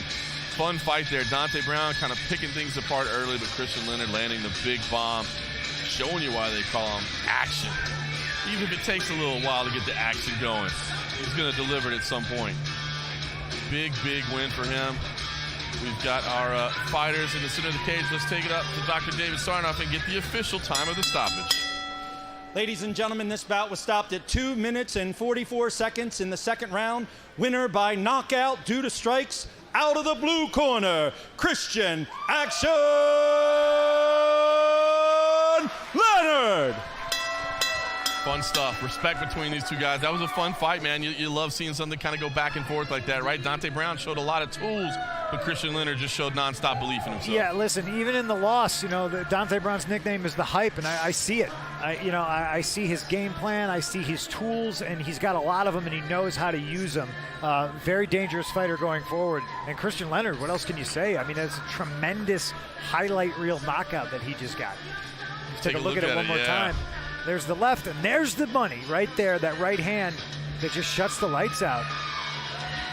Bookwalter right there. Great stoppage, great fight, great fight. Been a fantastic night of finishes, no question about it. Christian Leonard, man, he's had to grind at times, but he got it done. So, listen, we've still got our featured fights up next, and we got a great co-main event. Of course, our main event, the bantamweight title, will be on the line. Oh, by the way, we've had a pretty solid list of bantamweight champions in the past, including one who's going to be fighting for a UFC title very soon. That's right, Aljamain Sterling, the Funk Master. You see him coming in there with the wrestling headgear on, and look at that. This was early days Aljamain Sterling, but he was already showing you the promise that's got him up to a title shot against Peter Yan. Yeah, you see, when you fight here in CFFC, you got headgear, and then when you graduate to the UFC, all of a sudden you get a big fat gold chain. You see him there, the human anaconda, the human backpack, the human JanSport. Aljamain Sterling, he was already cut up even in his CFFC days. Yeah, the bantamweight division in the UFC is exploding right now, and you see three guys that has previously fought at CFFC, two of them being champions here, and so goes the UFC, so goes CFFC. The bantamweight scene here is fantastic too, and in fact our main event later tonight is for the bantamweight title. No question about it. That'll come up soon enough. Again, 2 fights left on the table. Proud to see a CFFC alum fighting for a UFC title very soon. Guys, a new episode of the critically acclaimed UFC Fight Pass original series, Fight Lore, just dropped, and I'm telling you, you want to put this on your list of things to watch. Hear the untold story of natural athlete and independent spirit Evan Tanner, and how his pursuit of the extreme led to ultimate success and an unimaginable tragedy. Sign up today and get caught up with some of the best stories never told in MMA. That idea, that phrase all the time, find yourself, find yourself. Well, like, what if you never lost yourself? Evan Tanner wrote, "I plan on going so deep into the desert that any failure of my equipment could cost me my life." Maybe it was just an accident, but a lot of people believe that he put himself in that situation with the intentions of not coming back. I think he definitely realized what he had accomplished, but Evan, he had some severe demons that got in the way. I heard many stories about him just kind of wandering off into the woods for days at a time. He would do this for fun. If somebody told him not to, that's the first thing he did.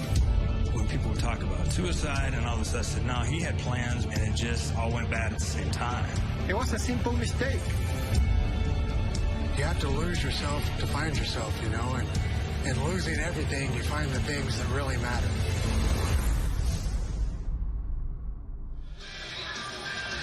Cannot wait for that one. I haven't checked that one out. Fight Lore is such a fantastic series, and Evan Tanner was a legend. But we carry on at CFFC 86. The undefeated Johan Lainesse impressed in his CFFC debut. He wants to keep that unblemished when he steps in against a newcomer known as Lenny the Gorilla. That's right, Lenny the Gorilla. Liram Rufati.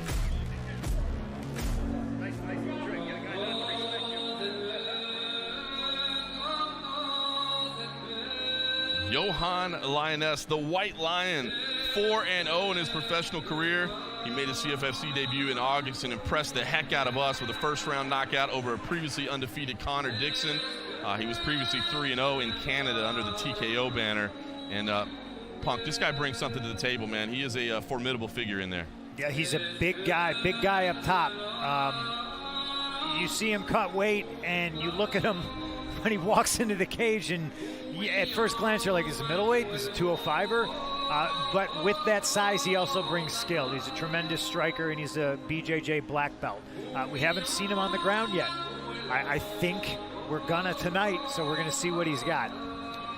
Yeah, listen, you talk about the striking, the 3 knockouts that he does have to his career record. All 3 of those came in the first round. So, as you said, kind of an imposing figure there at 170 pounds.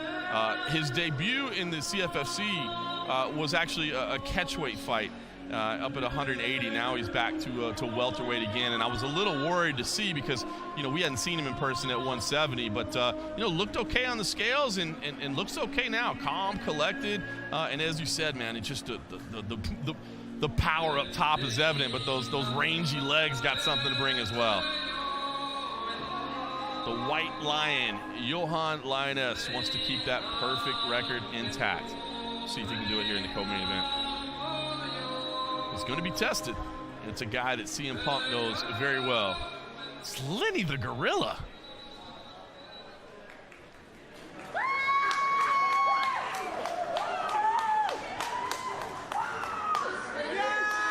I'm sorry, I'm just not going to keep saying that nickname. Liram Rufati, 4-2. He is making his CFC debut. He opened his career at 3-0 in the span of just 6 months. He then dropped back-to-back fights to the same guy, the still undefeated Troy Green. He's since battled back with a second-round knockout of Devin Mosley. And Punk, this is a guy that you know very well. Yeah, trains at Rufus Sport. Very interesting career. You know, he was a guy. He was in the Army 4 years. He trained in Maryland with Edwin Abney, who's black belt. You see him in his corner tonight. He went 6-0, I think, in his amateur career, and then decided when he moved pro, wanted to move out to Rufus Sport, which I thought that's a scary thing to do if you're a fighter. No question. Move out to a place you don't know anybody. He's all alone. But this is a guy who's a grinder. You know, he shows up every day, and just like Eddie Torres said earlier in the night, you know, you lose in the gym so you can win in the cage, and that's what Lenny does. You know, he's got the 2 losses to the 1 opponent on his record. Talked to him about that, and he says, yeah, I went 3 rounds with the guy, and all of a sudden I thought I was a striker. So for the rematch, I was just going to be like, yeah, I'm going to strike with him, and he got knocked out. So he says he's learned his lesson. He's going to stick to the bread and butter. Look for him to just try to take this to the mat. Yeah, not a bad idea. Let's take a look at this tail of the tape of this matchup. Our co-main event of the evening should be a fantastic one. Again, Johan Lanes, the thing that's going to jump out at you, 6'1" to Liram Rufati's 5'9". So again, it would probably not be in his best interest to try to make this a kickboxing fight. I imagine he's going to want to clinch as quickly as possible. So we'll see how this thing plays out. Let's take it over to Dr. David Sarnoff to get our official introductions. Tonight, the co-main event is scheduled for 3 5-minute rounds in the CFFC welterweight division. This battle is being sponsored by Direct Hemp, a better way to CBD. Now, standing to my left, fighting out of the blue corner, weighing in at 169.6 pounds, fighting for LV Jiu-Jitsu out of Arene, Quebec, Canada, Johan, the White Lion, Lioness. Now, standing across the cage, fighting out of the red corner, weighing in at 170.9 pounds, fighting for Rufo Sport and Method MMA out of Milwaukee, Wisconsin, Liram, Lenny the Gorilla, Rufati. Referee in charge of the action once the bell rings, Bill Bookwalter.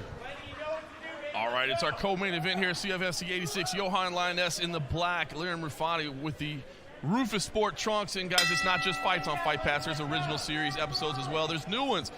Check out UFC Fight Pass after the fights. Check out new episodes of Watch Party, Fight Physics, and Fight Lore. Step into our world. Look at the size. Oh! The flying knee! Over! Whew! Well.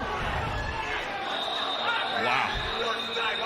Catch your breath on that one. I know that's your teammate there. I know you didn't want to see that, Punk. Hey, you live by the sword, you die by the sword, and Lenny the Gorilla knows that. That's the name of the game. You know, you train hard and you come in here and sometimes you lose. Man, knew he needed to get inside, knew he didn't want to strike. And man, the altitude that Lioness got on that kick. Well, it's interesting, right? When you're fighting somebody who's so much taller than you and your game plan is to shoot, you gotta watch out for those knees. Obviously, Johan realized this. This was his game plan. And you saw Lenny come out on that bell, ran across the cage, take the center, try to push him up against the fence. It did not work in his favor. A spectacular early first round flying knee finish. One shot and done as we take a look at the replay. I mean, and he got that flush. And he knew. Props to him for not following up and do any unnecessary damage. Oh, clean on the chin, and I agree. Bill Bookwalter, as he has been all night, was right on top of the action, but Johan Lioness, to his credit, didn't follow. He knew, and that's a walk-off shot. Look at that, man. Unbelievable. We said he impressed us in his CFFC debut. I'd say he did that again in his sophomore effort. I'm going to say it. You know, how do you not give this guy a title shot after such a spectacular finish? I think you have to. I mean, that's just unbelievable here. I mean, he comes all the way from Canada. They don't pay by the hour. Impressive stuff there, by the way. Liam Rafati being tended to. I mean, that was a clean knockout. We saw Lioness give him a bit of respect there. I mean, anybody that steps in obviously deserves that respect. And Rafati took one clean to the chin right there. That was I mean, there's just not much you can do about that. Rafati can't take shots like that. Some people can, but you're not supposed to. Unbelievable. Listen, we told you CFFC 86 would be full of action. It's going to continue tomorrow night. Now, of course, don't leave yet. We've still got a fantastic main event, but we've got a phenomenal card tomorrow night as well. CFFC 87 right back here at 2300 Arena, right back here on UFC Fight Pass at 8:30 p.m. Eastern. And, of course, a fun card top to bottom. I think we're going to get a lot of excitement just like we did tonight, but that flyweight title fight in the main event, that's what it's all about. Santo Curatolo, all the rage. But Trujillo, by the way, I won't say, you know, respecting him, but not over-respecting him. By the way, Liam Rafati back on his feet now. So CFFC 87 tomorrow night. Liam Rafati popped up, by the way. He's okay. Obviously, everybody was just being as careful as possible as you can in the meantime. But just caught clean with that flying knee, man. That was highlight reel stuff. Absolutely. And he's a tough dude. He'll live to fight another day. But that man right there, Johan Lioness, very, very impressive. Always looking for future stars, future fighters ready to take the next step up. Maybe a CFFC title would secure that opportunity for him. And I agree with you, Punk. Man, let's give this guy that opportunity. He has looked fantastic. All right. Rafati is okay. Everybody's still talking to him. Everybody just wants to be careful. They're going to wipe that blood away. But, man, highlight real stuff there from that man. All right. I think we're ready to get to the official time of the stoppage here. It wasn't long, I'll tell you that. It was not. Let's take it over to Dr. David Sarnoff and get the official time of one of the fastest stoppages in CFFC history. That was unbelievable. Ladies and gentlemen, this bout was stopped at 14 seconds in the first round. Winner by knockout by way of the flying knee. Out of the blue corner, Johan, the White Lion, Lioness. Unbelievable stuff there. Gutted for Liam Rafati, obviously Punk's teammate there, but as you said, these things happen in MMA. Johan Lioness continues to keep that perfect record unblemished. Needed just 14 seconds to get it done, and to get it done in spectacular fashion. That guy's going to be a problem. Now let's take a look at the entire fight. You know, you see Lenny takes the center of the cage right away. He knows he wants to shoot in. He wants to get underneath. He wants to get double underhooks. He wants to grab his guy. And Johan Lioness just times it perfectly. Jumping knee. And that's all she wrote. Can't do it any better than that. And I mean, again, the accuracy of the shot was unbelievable, but also just the height that he got as he delivered that strike was fantastic. I mean, you just can't do it any better than that. And Liam Rafati, not a lot of lessons you can take out of that, except I guess be careful with the chin on the way in. The lesson you take out of that is it's the fight game, and that stuff happens. No question about it, man.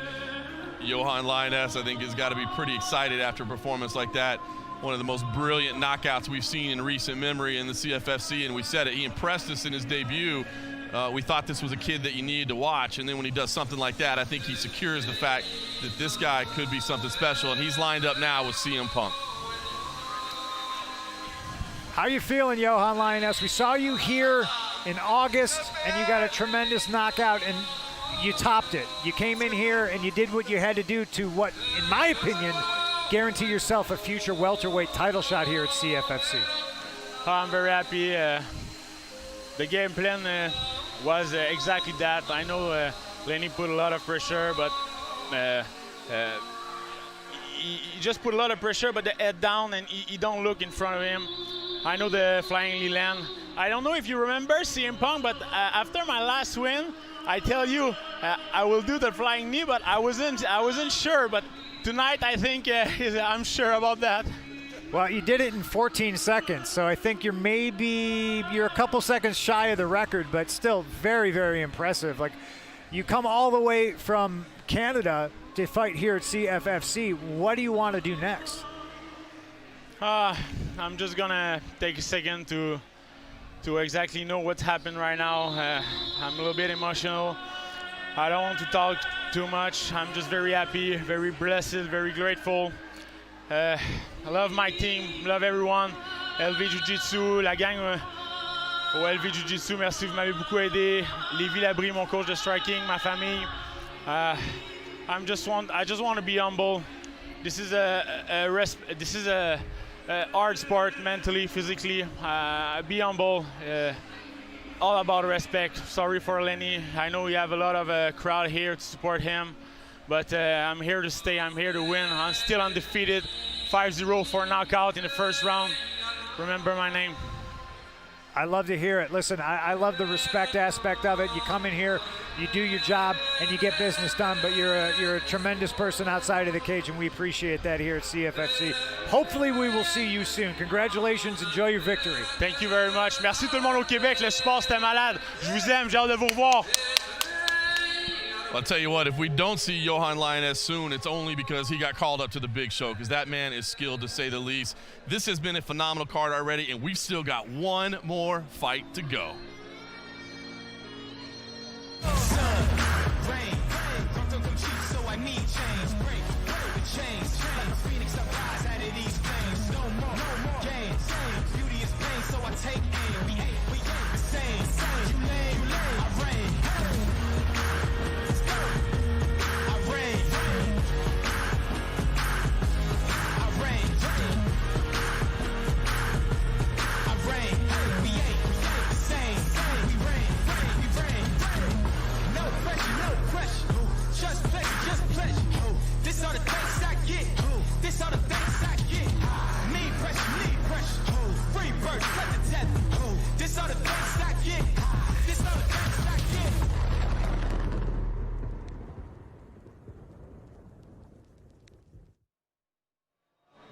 CM Punk, man, I talk for a living, and I'm speechless right now. This card has been unbelievable. It has been nonstop from the start, and we've still got a fantastic main event to go. James Gonzalez is fighting Levi Moles for the vacant bantamweight title. Of course, James Gonzalez, the featherweight champion, moving down a division. Levi Moles, unfortunately, did miss weight. But, I mean, this is a kid that says he wants to be like Cowboy Cerrone, where you just tune in all the time. And we've had nothing but like Cowboy Cerrone fights all night tonight. Not a bad guy to want to emulate. Listen, you're annoyed because we always tell you, tune in on Fight Pass to watch CFFC, because it's nothing but nonstop spectacular submission and knockout first-round finishes. And it's been nothing short of that here tonight. But yet, the main event, listen, Gonzalez is a guy who was trying to make a run at bantamweight and took a little bit of a detour in a featherweight title fight and won the featherweight title. So now he's going back down and he's trying to become that champ that you hear about so often. It's not easy to do in mixed martial arts. Yeah, listen, took that fight on short notice against Pat Sabatini, pulled the upset, got the highlight reel, nasty finish, and we see what he's capable of. Meanwhile, Levi Moles, a young Texan product that, listen, is all about action fights. He won't have a chance to win the title tonight, but he told me earlier this week, look, it's not about titles for him. He's just, I want to be that guy that everybody has to see fight. So that is our main event coming up next. It has been spectacular already, and we're going to try to get it done one more time in our headlining fight. Looks to be an absolute barn burner, as we said. It's reigning CFSC featherweight champ, looking to get a second belt. Top-rated Texan Levi Moles. He wants to be known as nothing less than a fan favorite.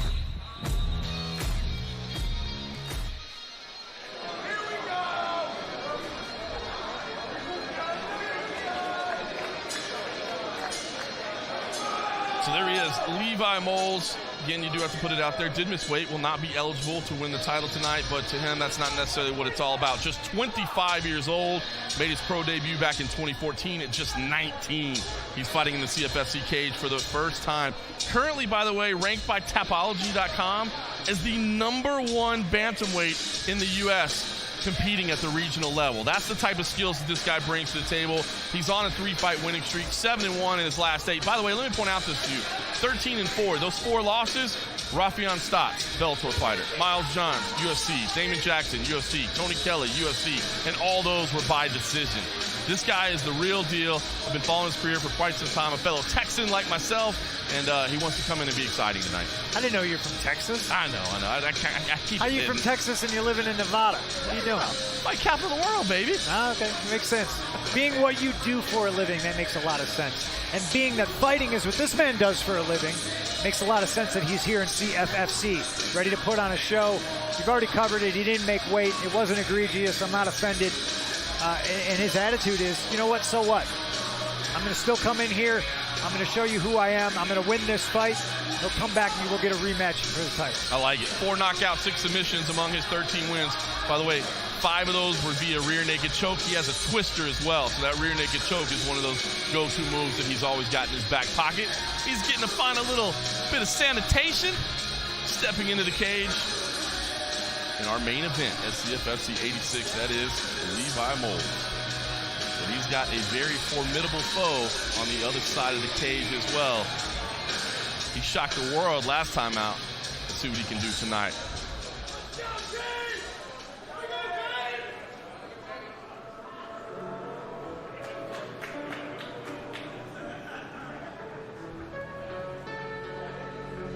He is James Speedy Gonzalez, the reigning CFFC featherweight champion. He beat Pat Sabatini back in February. The blue chip prospect caused that gruesome arm injury despite stepping in on short notice. Just 1 week, as you said, Punk was looking to start making a run at 35. So I'll take a shot at this 45 title.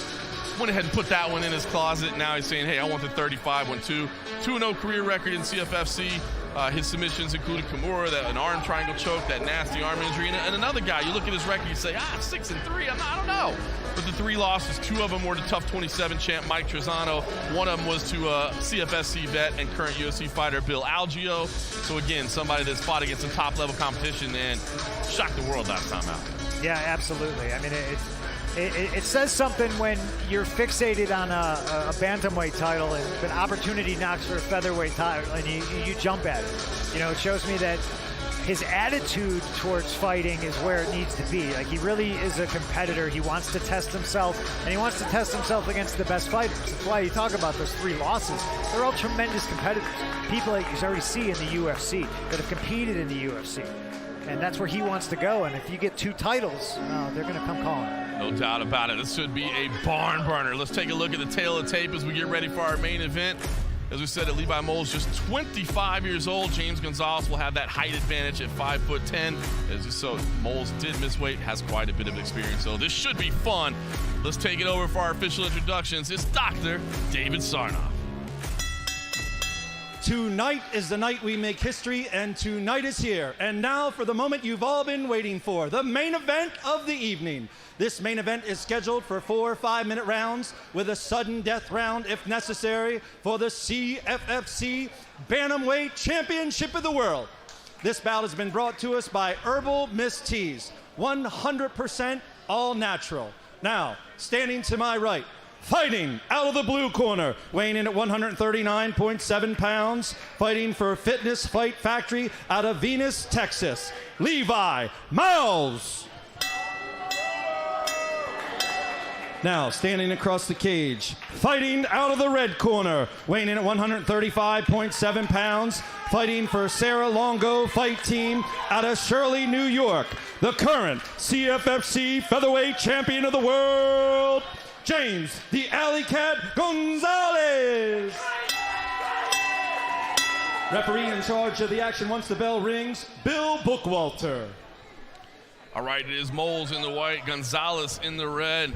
Looks to be a barn burner. UFC Fight Pass. They've got Original Series 2. After these fights are over, stick around for that. Watch Party, Fight Physics, Fight Lore, only on Fight Pass. Step into our world. Wait, he's not Speedy anymore. I like it. He changed the nickname. I dig that. Yeah, I didn't like the Speedy. That's too obvious, right? Yeah, you know. It's 2020. It's like borderline racist. Gotta make those changes. Moles controlling from the center here, patient to start. As we said, quite a bit of experience despite being just 25 years old. Nice left hand over the top there. Stiff jab there as well. He's just walking Gonzalez down. Gonzalez flashes out the high kick. As we said, just walking him down, throwing the right hand. Nice attempt at a trip there, but great balance by Gonzalez. By the way, as you heard Dr. David Sarnoff say, 4 5-minute rounds in title fights here in the CFFC. If it's necessary, we go to a 5th. So you want to bank those rounds early if you can. If you're down 3-1, you don't get a chance to come out for the 5th. That fight's over. Nice exchange there. Gonzalez shooting inside, but you can see Moles controlling the head as he digs the underhook there.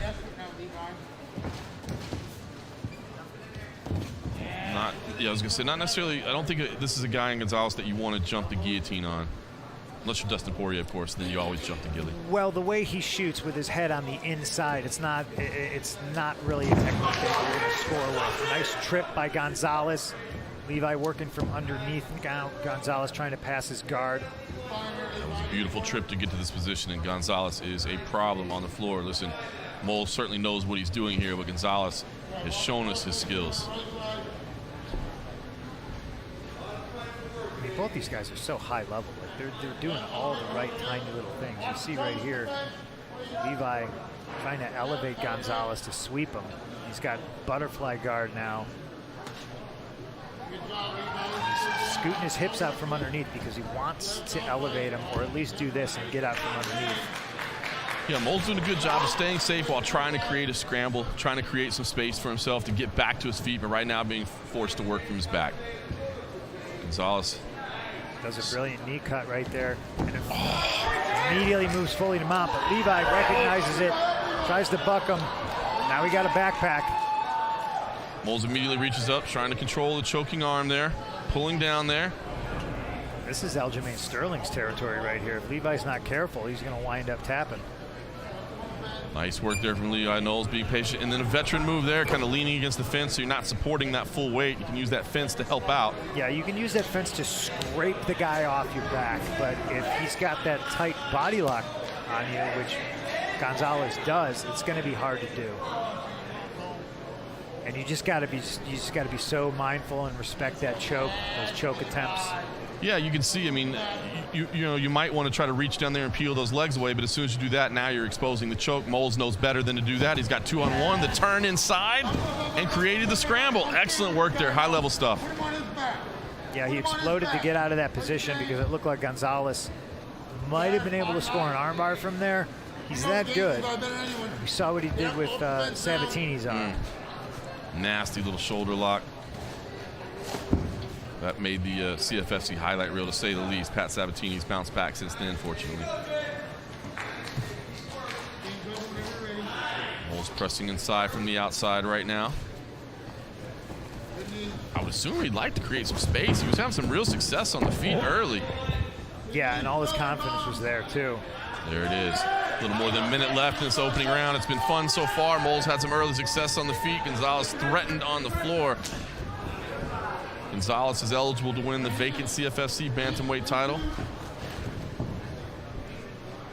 course, it was Jared Scoggins who won that and then vacated it. I think Levi's got his range early. So he's not throwing for power, he's just throwing to touch Gonzalez. I think Gonzalez at this point wants to make this a grappling match, at least in this round. See what his corner says to him in between here. He can make adjustments. Oh, he's just grabbing legs now. Wanted to turn and roll for that leg. Oh, nice little back elbow there inside. That's the equivalent of like a leg kick attempt. You keep showing a guy your hips, or you're showing different techniques. Like, don't forget your legs right here. I'm gonna make you think about it. Final 10 seconds of this opening round. Highly competitive as we expected it to be. Moles working from the top, looking for that takedown right at the bell. Doesn't get it. So interesting stuff there. Went back and forth a little bit, right? I mean, I thought Moles was really doing the best work on the feet early. Gonzalez was certainly threatening on the ground at the end, but Moles got up and was controlling from the outside. So back and forth from start to finish. Yeah, absolutely. We'll take a look at it right here. Here's the takedown. Gonzalez trying to lift him up for that high crotch and just decides to sweep that leg out from under him. And here he worked masterfully into passing the guard and eventually moves the mount, as you see right here. Levi, being the veteran he is, recognizing this. You got two choices. You can either acquiesce to that, or you can turn and give your back. He gives his back, but he gets right up to his feet. James Gonzalez working the backpack with sub attempts, and right here is a beautiful escape by Levi. Nice explosion. Create a scramble, maybe better your position and see if you can work out from there, and that's exactly what Levi did right there. You think Gonzalez's back time was enough to secure him that round? Oh, God. So glad we don't have to decide, right? Yeah, it's a hard one to call. No question about it. All right, Moles in the white. He's got a big smile on his face. He said he wants to come in and put on his show, man. That was a high-level contest in the first. Let's see if he's successful on the feet again as he was in the opening round. See, he just stung Gonzalez right there with that sharp jab. And I know because Gonzalez smiled at him. It's the biggest tell in the business. No question about it. You can see Gonzalez works to the clinch right away, overhooking on the right side, wanting to keep control. Gonzalez is dangerous, man. He's so sticky in these positions. Do you know who the only other champ in CFF history is? I don't know. Should I give you time to think about it? You want to answer after this round, or should I just tell you? Just spoil it for me. It's Caitlin Chukagian. Wow, I did not know that. Yeah. Recent UFC title challenger as well. That's the depth of talent that we send to the big show, ladies and gentlemen. Excellent work. These two fighters want to get theirs. Ooh, spun for the leg there. I mean, Gonzalez is slick off his back. Look at that. So good. He's grabbing every single limb he possibly can, and the only reason he's not scoring with it is because that's how good Levi is. Moles able to get through all of it. You're right, man. There were like 4, teases of submission attempts there, one right after the other that Moles had to deal with. Gonzalez is that tricky. He's just chaining everything together, but Moles is able to stay on top.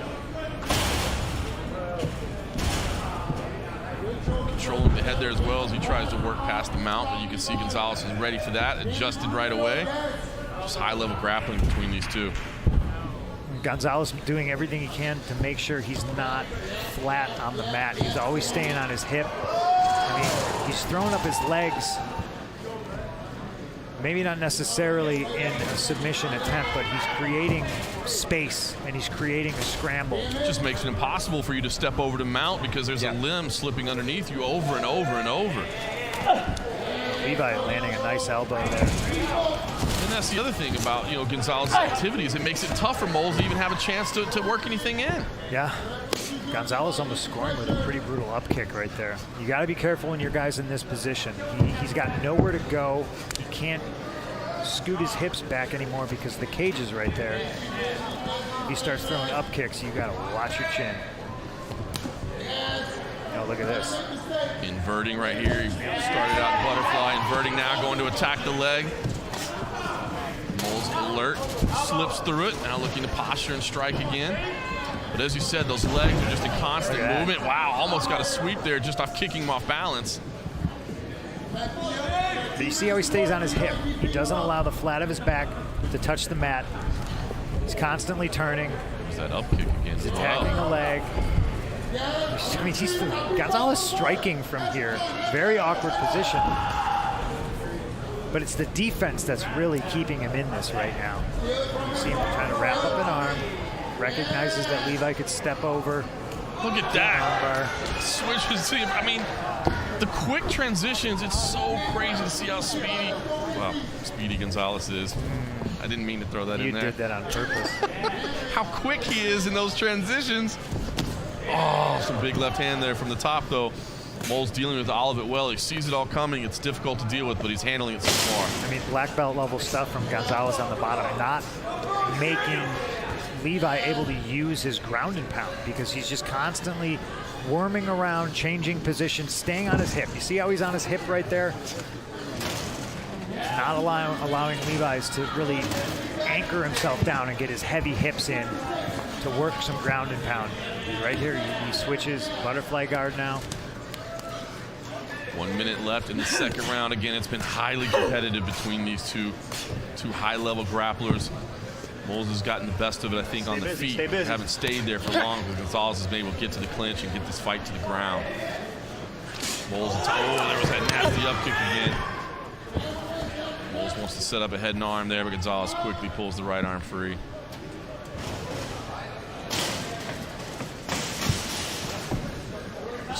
little elbow underneath there, Gonzalez. Yeah, he's doing everything he can to strike from the bottom, just out of these awkward positions. Right hand worked in there for Moles. Gonzalez continues to strike off his back as well. Chess being played here. Here's a better position for Levi. He's able to posture up and use the last seconds of the second round to land some decent ground and pound. Some of the best shots he's had all night. No question about it. He's going to finish in top position here in the second round. Remains competitive between these two. Levi Moles spent a lot of time in top position there. Was able to secure a couple little strikes here and there. As you said, some decent ones at the very end as well. But James Gonzalez just continues to be as tricky as they come on his back. Take a look at this replay. This is probably the most significant strike of the fight thus far.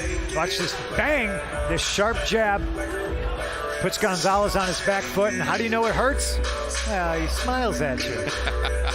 It's great to feel alive, ladies and gentlemen. There you look at these grappling transitions, man. Gonzalez just, again, look at this. I mean, he went from a butterfly to a north-south to an inverted triangle. And he almost got that inverted triangle, too. How about that? Very impressive. Just constantly moving underneath. You just can't feel ever safe when you're on top if you're Levi Moles. And I mean, even though he scored some strikes here at the very end, he's having to stay focused the entire time. We head into the third round. It's been good so far. I think maybe even going into this one. But I like it, Levi, you know, he shows that even though he's on top, he's not happy with just having that position and trying to smother Gonzalez. He's going for finishes. He's trying to knock the guy out. Tricky little hammer fist on the feet there. Nice right hand up the middle for Moles. I think if you're Moles, man, you probably want to stay on your feet as long as possible. See if you can strike and get away from the clinch. You know, everybody's covered in sweat now. Maybe you can slip away a little bit. I don't think you want to be in that clinch position. Well, it doesn't look like Gonzalez wants to engage in that clinch position unless he's the one who initiates it. Oh, little uppercut scored for Moles. Gonzalez flashes out the high kick. Not just grapplers here.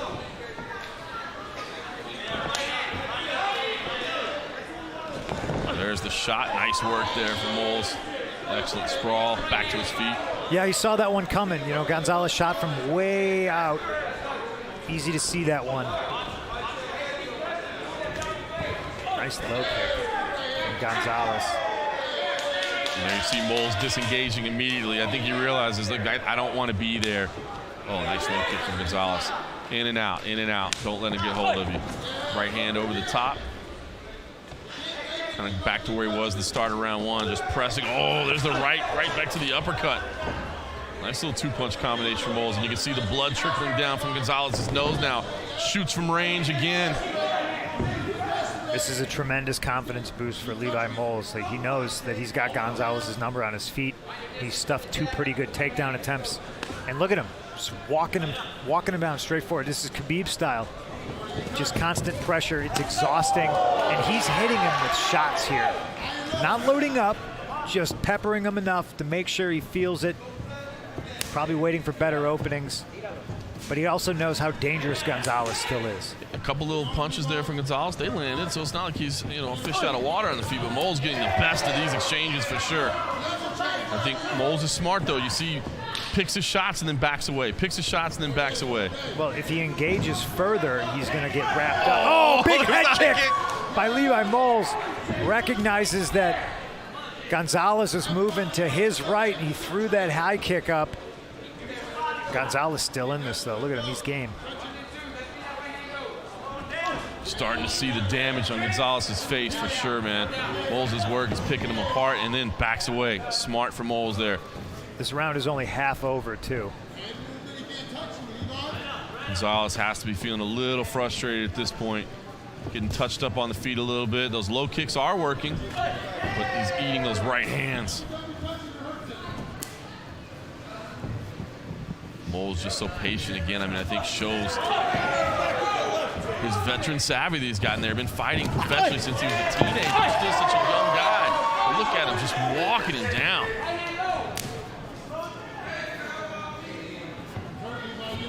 When they're on their feet, Gonzalez hasn't done anything significant to Moles to get his respect.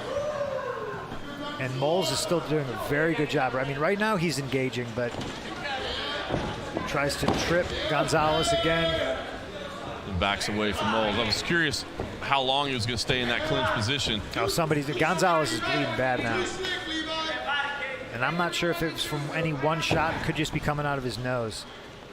Yeah, you can see it painted on the right shoulder there, Levi Moles. Oh, nice little right hand there behind the left hook for Gonzalez. That's what he needs to do. Kicks the body there for Moles again. Relentless forward pressure, as you said, kind of that Habib style in your face. I don't know if anybody will ever do it as good as Habib, but that's the blueprint, right? Press forward, relentless. No, he's just a different. He's not here. Could be. There's absolute no way. Machine. Nice little front little elbow there. That was nice. Throwing tomahawks out here. Nice body shot by Gonzalez. Again, he's still backing up because I'm imagining that when Levi throws, even if he's not throwing with power, he's still hurting Gonzalez. As you said, again, Gonzalez shooting from range. Moles sees that coming from a mile away. Easy sprawl out there. That knee is dangerous. I will say that. The Gonzalez, that knee, he's so much taller that he gets it up to the chin pretty quick. He can get in range to throw that a few more times. Maybe he can turn things around here. Short time here in round 3. A very significant round for Levi Moles. Gonzalez trying to brawl it out on the end, do something until the very end. Moles staying comfortable within himself, but you're right. I mean, man, that was the most definitive round of the fight, to say the least, and it was certainly in Levi Moles' favor. Man, Gonzalez at this point, probably some adjustments need to be made. You know, I don't think he wants to fight on the feet any longer than he has to. That clinch position, shooting for the take, and not shooting from range, because that just didn't work. Yeah, you don't want to shoot from range because the guy will see it coming, especially a guy at such high level as Levi. But you see right here, he's making him eat all these for lunch. He throws a right hand. He recognizes he's moving out. He throws that high kick. Stays in the pocket. Throws another uppercut. Disengages. Doesn't want to engage in the clinch with Gonzalez because that's where Gonzalez has been most dangerous. Moles staying on his stool as long as possible. On my personal scorecard, Moles is up 2-1. That would mean that if he wins this round, he would be victorious 3-1 in what is a 4-round fight, unless we need the tiebreaker. But of course, my card is anything but official. Yeah, who knows what the judges are watching. A smile on Moles' face. Walks out Gonzalez with the left hand. I think he knows. Let's go for broke. You got to. You at least got to gain that respect, and he hits with a nice body kick right up the middle. And here he goes. The pressure gets him the clinch early. Now, this is where Gonzalez wants to be, so that early aggression did well for him. What can he do here? Working on the single. It was that same trip again that worked in the first round. When you see your opponent kind of take his time getting off the stool, you might got to recognize, okay, maybe he's doing that to gulp some more air. Maybe he's a little bit tired. Okay, I got to go here. And you see that Gonzalez is definitely trying to do that. So far, Levi's stuffing everything. Almost giving up his back here, and he does. Nice battle in the clinch here. As you said, Moles trying to slip around to the back. If he can get there, maybe control from that position. Again, we mentioned he does have the rear naked choke, although it might be tough to get on Gonzalez. Well, a lot of subs at this point are going to be pretty tough. Both guys slippery, they're wet, they're bleeding. At least Gonzalez is. Oh, look at the roll for the leg there. Crafty work from Gonzalez, but again, Moles is up to the task. Just high-level work from both these guys, man. Their grappling is so fun. And I can't blame Moles for not wanting to be here any longer than he has to because he has the advantage on the feet, but their grappling is fun to watch. Well, when he's in a position like this, I think he feels a lot better about it. You know, when he's in Gonzalez's guard, I think is when he had trouble securing positions and raining ground and pound. But when he's got full mount right here. Look, he almost gave it up. He almost did. I think he started to bail on it, which wouldn't have blamed him. Pommel horse action going on right here. But again, right here, we're in round 4. This is more of what happened in round 2, where Gonzalez was just moving very fluidly on the ground underneath Moles, constantly keeping his hip to the mat, making sure he couldn't get flattened out. All credit to Levi Moles here, up to the challenge this evening. Had some troubling spots with James Gonzalez, but now is actually, winning in the grappling department as well. Well, you certainly won't say dominating, because Gonzalez is so tricky and always moving and always causing challenges, but briefly teased the arm triangle there, but Gonzalez pulled the left arm free. Moles still continuing to control the neck as he's in top. This full is mount. Definitely the most dominant position that Moles has been in the entire fight. But just look how slick Gonzalez is. Just the recovery is so fast. Just get to half guard, then get to guard, then stand up. I mean, it's basic stuff, but he does it at the black belt level.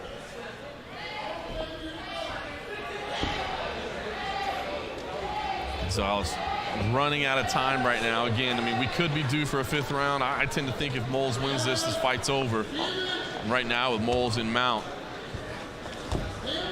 Gonzalez doing a great job. He's still moving and not allowing Moles to rain down ground and pound. Every time Moles goes to posture up, Gonzalez recognizes it and he shifts his weight. He gets a leg back in, gets to half guard. And now Levi's got that cross wrist, and he's going to try to tie up Gonzalez and work the ground and pound. This is a hard position to be in. Excellent work there briefly. Moles now finally getting to unleash a few punches. Almost had that head and arm choke again. Working in ground and pound from tight quarters there. Less than 60 seconds to go here. Impressive work here from Levi Moles here in this 4th round. He's really started to take over. Gonzalez, of course, not giving him an inch. Gonzalez slippery underneath, moving. Now you see striking as well. Gonzalez not going to give up. But right now, Moles is really proving up to the challenge. You know, it's interesting now. You got to start thinking like, man, if I just cut that extra 3 pounds, if I made the weight, I'd be walking out of here gold. Yeah, I mean, a performance like this, it really is unfortunate they didn't make weight again. He said, listen, more than anything, I just want to be an exciting fighter, and he's done that. He's proven himself capable on the feet. He's still looking for options right now on the ground. He's proven himself an incredibly well-rounded fighter, deserving of that ranking from Tapology.com. Final seconds here of the 4th round. This is why I love mixed martial arts. You know, Gonzalez comes in here on short notice, and he... Is that an illegal kick? Almost? Almost, yeah, right at the bell. You know, Gonzalez on short notice takes a featherweight fight against the boogeyman, Pat Sabatini. Nobody wants to fight this guy, and he beats him. He becomes a featherweight champion. Then he comes right back, and he wants the bantamweight title. And then, you know, he runs into a guy like Moles, who is equally as skilled, and it's just this chess match, and it's brilliant, and it's beautiful, and I love mixed martial arts. Unbelievable work. Trying to see here if we're going to a 5th round. I don't think we are. Let's take a look at this this action right here. To try to avoid these knees and to get out of trouble, Gonzalez is going to cop a roll here. Try to go for a leg lock. You know, he waits. He's got to get his left leg out of there. He's got almost grapevine, and there he goes. Levi recognizes it, tries to elevate a little bit, maybe jump. Gonzalez is trying to take Levi to the dark side here. But high-level stuff, high-level attacks, high-level defense, everything here on point. This is the most dominant position that Levi's been in. You know, he held mount for a couple minutes here. Really sharp stuff from start to finish. I mean, Gonzalez was at most dangerous in the 1st round, but as it wore on, Levi Moles really did take over and showed us well-rounded, and we are not going to a 5th round. So what do we do here going forward with the bantamweight title? You know, do these guys come back and do it again? This is a hell of a fight. It was a hell of a fight. I wouldn't mind seeing him run it back. I wouldn't mind seeing it again. I wouldn't mind seeing him run it back. All right, we've got him in there. Let's take it over to Dr. David Sarnoff and get the official decision. Ladies and gentlemen, after 4 rounds of action, we go to the judges' scorecard. Judge Hanlon has it 40-36. Judge Sparacino has it 39-37. And Judge Windrinski has it 39-37. And your winner by unanimous decision, out of the blue corner, Levi Moles. Excellent win there from Levi Moles. In fact, getting all 4 rounds on one of the judges' scorecard. But, I thought it played out like the other 2 judges had, 3 rounds to 1. And great performance. And, Punk, you were bringing it up right before we read the decision. What do you do now? Do you run it back? I certainly wouldn't mind seeing it. I mean, listen, Gonzalez still has his featherweight title. Maybe he decides featherweight is the way for him to go, but I wouldn't mind seeing Moles back here again trying to win the title and taking a second shot at making weight, basically. Yeah, absolutely. I'm not the matchmaker. If I was, I think I would be interested in this as a return fight, but I'd want to make it immediately. I'd want to see it. I'd want to almost see it next month. Right. And I don't know if those guys can get ready in a month. Maybe December's more of an option. But, just like in the UFC, bantamweight right now, it seems like the weight class to be at. I love it. The depth of bantamweight is fun, you're right, at the moment. Of course, CFFC has put up a history of fantastic bantamweights, and we'll see if Levi Moles sticks around right now. He's celebrating a little bit. Certainly was a fantastic victory for him this evening. Take a look at some of this action from his convincing victory, man. I think if there were doubters, he proved it here tonight. He was in trouble here early. Got backpacked by Gonzalez, but nice, slick, athletic, explosive moves got him out of it. Trying to finish the fight with his ground and pound. Gonzalez just too slick on the bottom.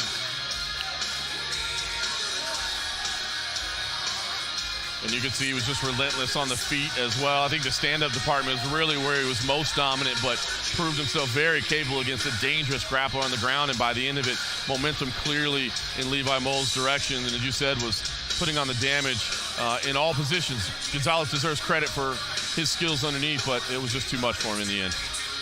Yeah, I think that third round was probably Levi's best because that's when he kept it on his feet. He was really tagging Gonzalez a couple times. He hurt him. He just couldn't put him away, and that's not so much because of Levi, it's because of Gonzalez. He's that tough and he's that slick. Gonzalez definitely deserves some credit, but Levi Moles is our winner, and he's lined up now to talk to our man CM Punk and celebrate this incredible performance. All right, we're going to get it out of the way right away. You didn't make weight. If you did, you'd be strapped up right now with the bantamweight title. Listen, we're all dealing with madness right now with COVID and everything like that, so nobody's holding it against you. But was there a particular hiccup or coming in to try to make weight for this? Yeah, man. I took this on short notice. It was like 3.5 weeks. I didn't have the greatest lead up to it. I was focusing on trying to make 45 for the UFC on a short notice. So that was on my brain. I wasn't really thinking about a fight, and then they called me and told me to get it.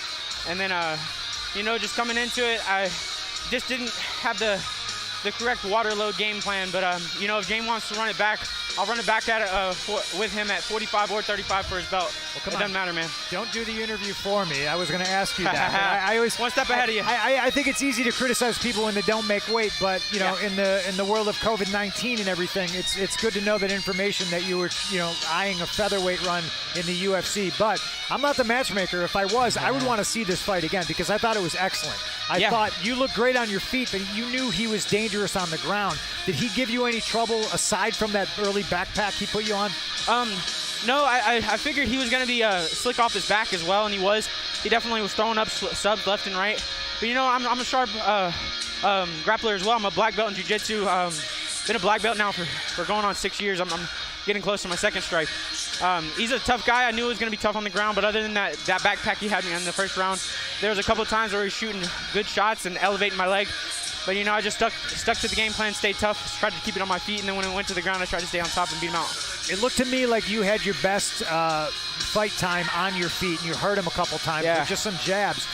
What did your corner tell you in between rounds, and do you have to make any adjustments going into the next round? Yeah, after the first one especially, it was like don't be on the bottom with him. I felt if I was on top of him, I was going to be able to control him. He's got good stuff. But I think I was just my top pressure is really good. That's how my jiu-jitsu is based anyways. So in between rounds after that first one, they're like, just don't go to the back, go to your backs, try to keep it standing. If you're on the bottom, make sure you end up on top and you can dominate them.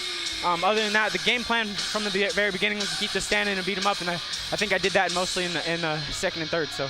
No, you absolutely did do that. You heard him a couple times. Listen, I'd like to see you come back here. I'd like to see that fight run back. For sure, for sure. Not absolutely up to me. And I know CFFC, we send the most fighters to the UFC, so I would like to see you become a mainstay here, at least until you get the call. Congratulations on a hell of a victory. Hopefully we'll see you back here soon. Yeah, man. Thank you, Punk. Great stuff there from CFFC 86. We're spoiled, man. There's so much good action here. We're going to come right back and do it again tomorrow. CFFC 87. Santo Curatolo, the champ, puts on the line against Alberto Trujillo. That's the one everybody's looking forward to. But Justin Joinson versus Carl Sumanutafa, that could be fun as well. Ryan Risco and Paris Ortiz, a couple of undefeated products as well. So listen, just come right back here on UFC Fight Pass, 8:30 p.m. Eastern, 2300 Arena, Philadelphia, PA. Why would you not? You know what we just put out there. We're going to do it again. This is the best part because we come off of night one and I get excited for night two and I'm warmed up and the juices are flowing and I want to see more finishes. I want to see more submissions. I want to see more knockouts like this one right here. Whew, what a night here at CFFC 86. Yeah, Eddie Torres put in that incredible performance, man. That was fun from start to finish for him. We had the little crowd in attendance as well to cheer him. And then he got his black belt right in front of everybody as well. And then Christian Leonard came in with that devastating power shot as well. And then, of course, you know what's coming next. Highlight reel knockout. You're going to see that one on SportsCenter, ladies and gentlemen. Just remember who was on the call. It's John Morgan and CM Punk. The most important part of the clip, to say the least. And then, of course, in our main event, it was Levi Moles who picked up the win. Excellent work there. CFF 86 was a lot of fun. We're going to do it again. Why wouldn't you be back? See you tomorrow night.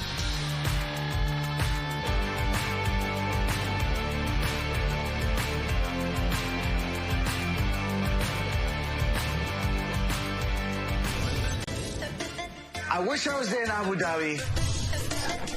You good? I'm good. Really? If you want me to slap you around, I can do that. Fight Island, let's go. I'm 3 tequilas in right now. Oh my God. I am freaking so stoked. Good times. This is the match I wanted to see! You hear that concept or that idea, that phrase all the time, find yourself, find yourself. Well, like, what if you never lost yourself?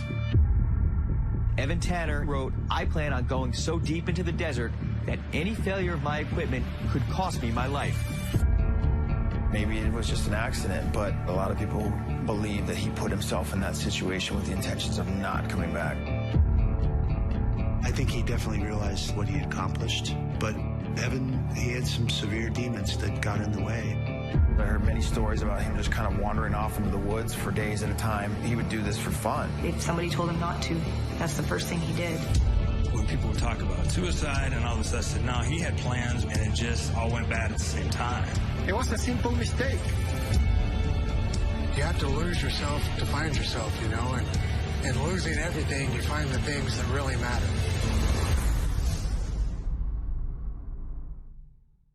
A switch happened in my mind. We go to the judges' scorecards for a decision. 2018 when I was away. The winner by split. I thought, how about if I knocked all those people out? And boom. One of the greatest knockouts you'll ever see! He has vaulted to UFC superstardom. I was just going to go out there and dominate one way or another. When I close the book on this chapter in my life, I will be the most violent combat athlete that ever walked on this earth.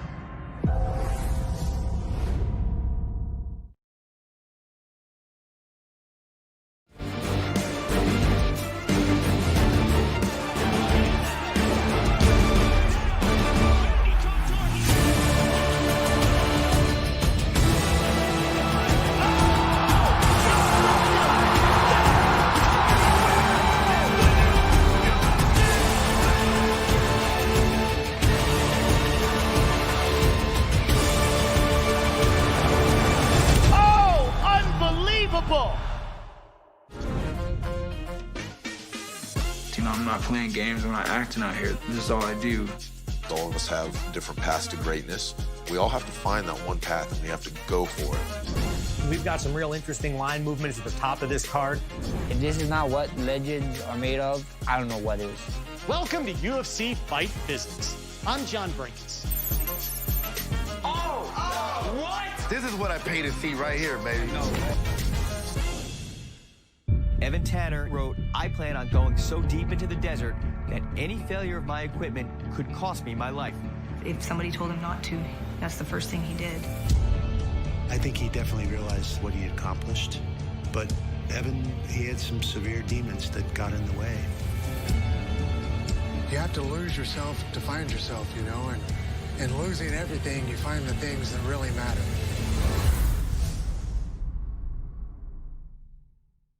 Kevin was 9 years old. He said, Mom, I'm gonna be famous one day. He was like an overnight sensation. He did tell me he gonna be famous one day, and that's what he did. A switch happened in my mind. We go to the judges' scorecards for a decision. 2018 when I was away. The winner by split. I thought, how about if I knocked all those people out? And boom. One of the greatest knockouts you'll ever see! He has vaulted to UFC superstardom. I was just gonna go out there and dominate one way or another. When I close the book on this chapter in my life, I will be the most violent combat athlete that ever walked on this earth. Knockouts Only brings you the best KO action from over 20,000 fights available on UFC Fight Pass. Each episode brings you a collection of classic KOs from across the combat sports world. Knockouts Only, available now on UFC Fight Pass.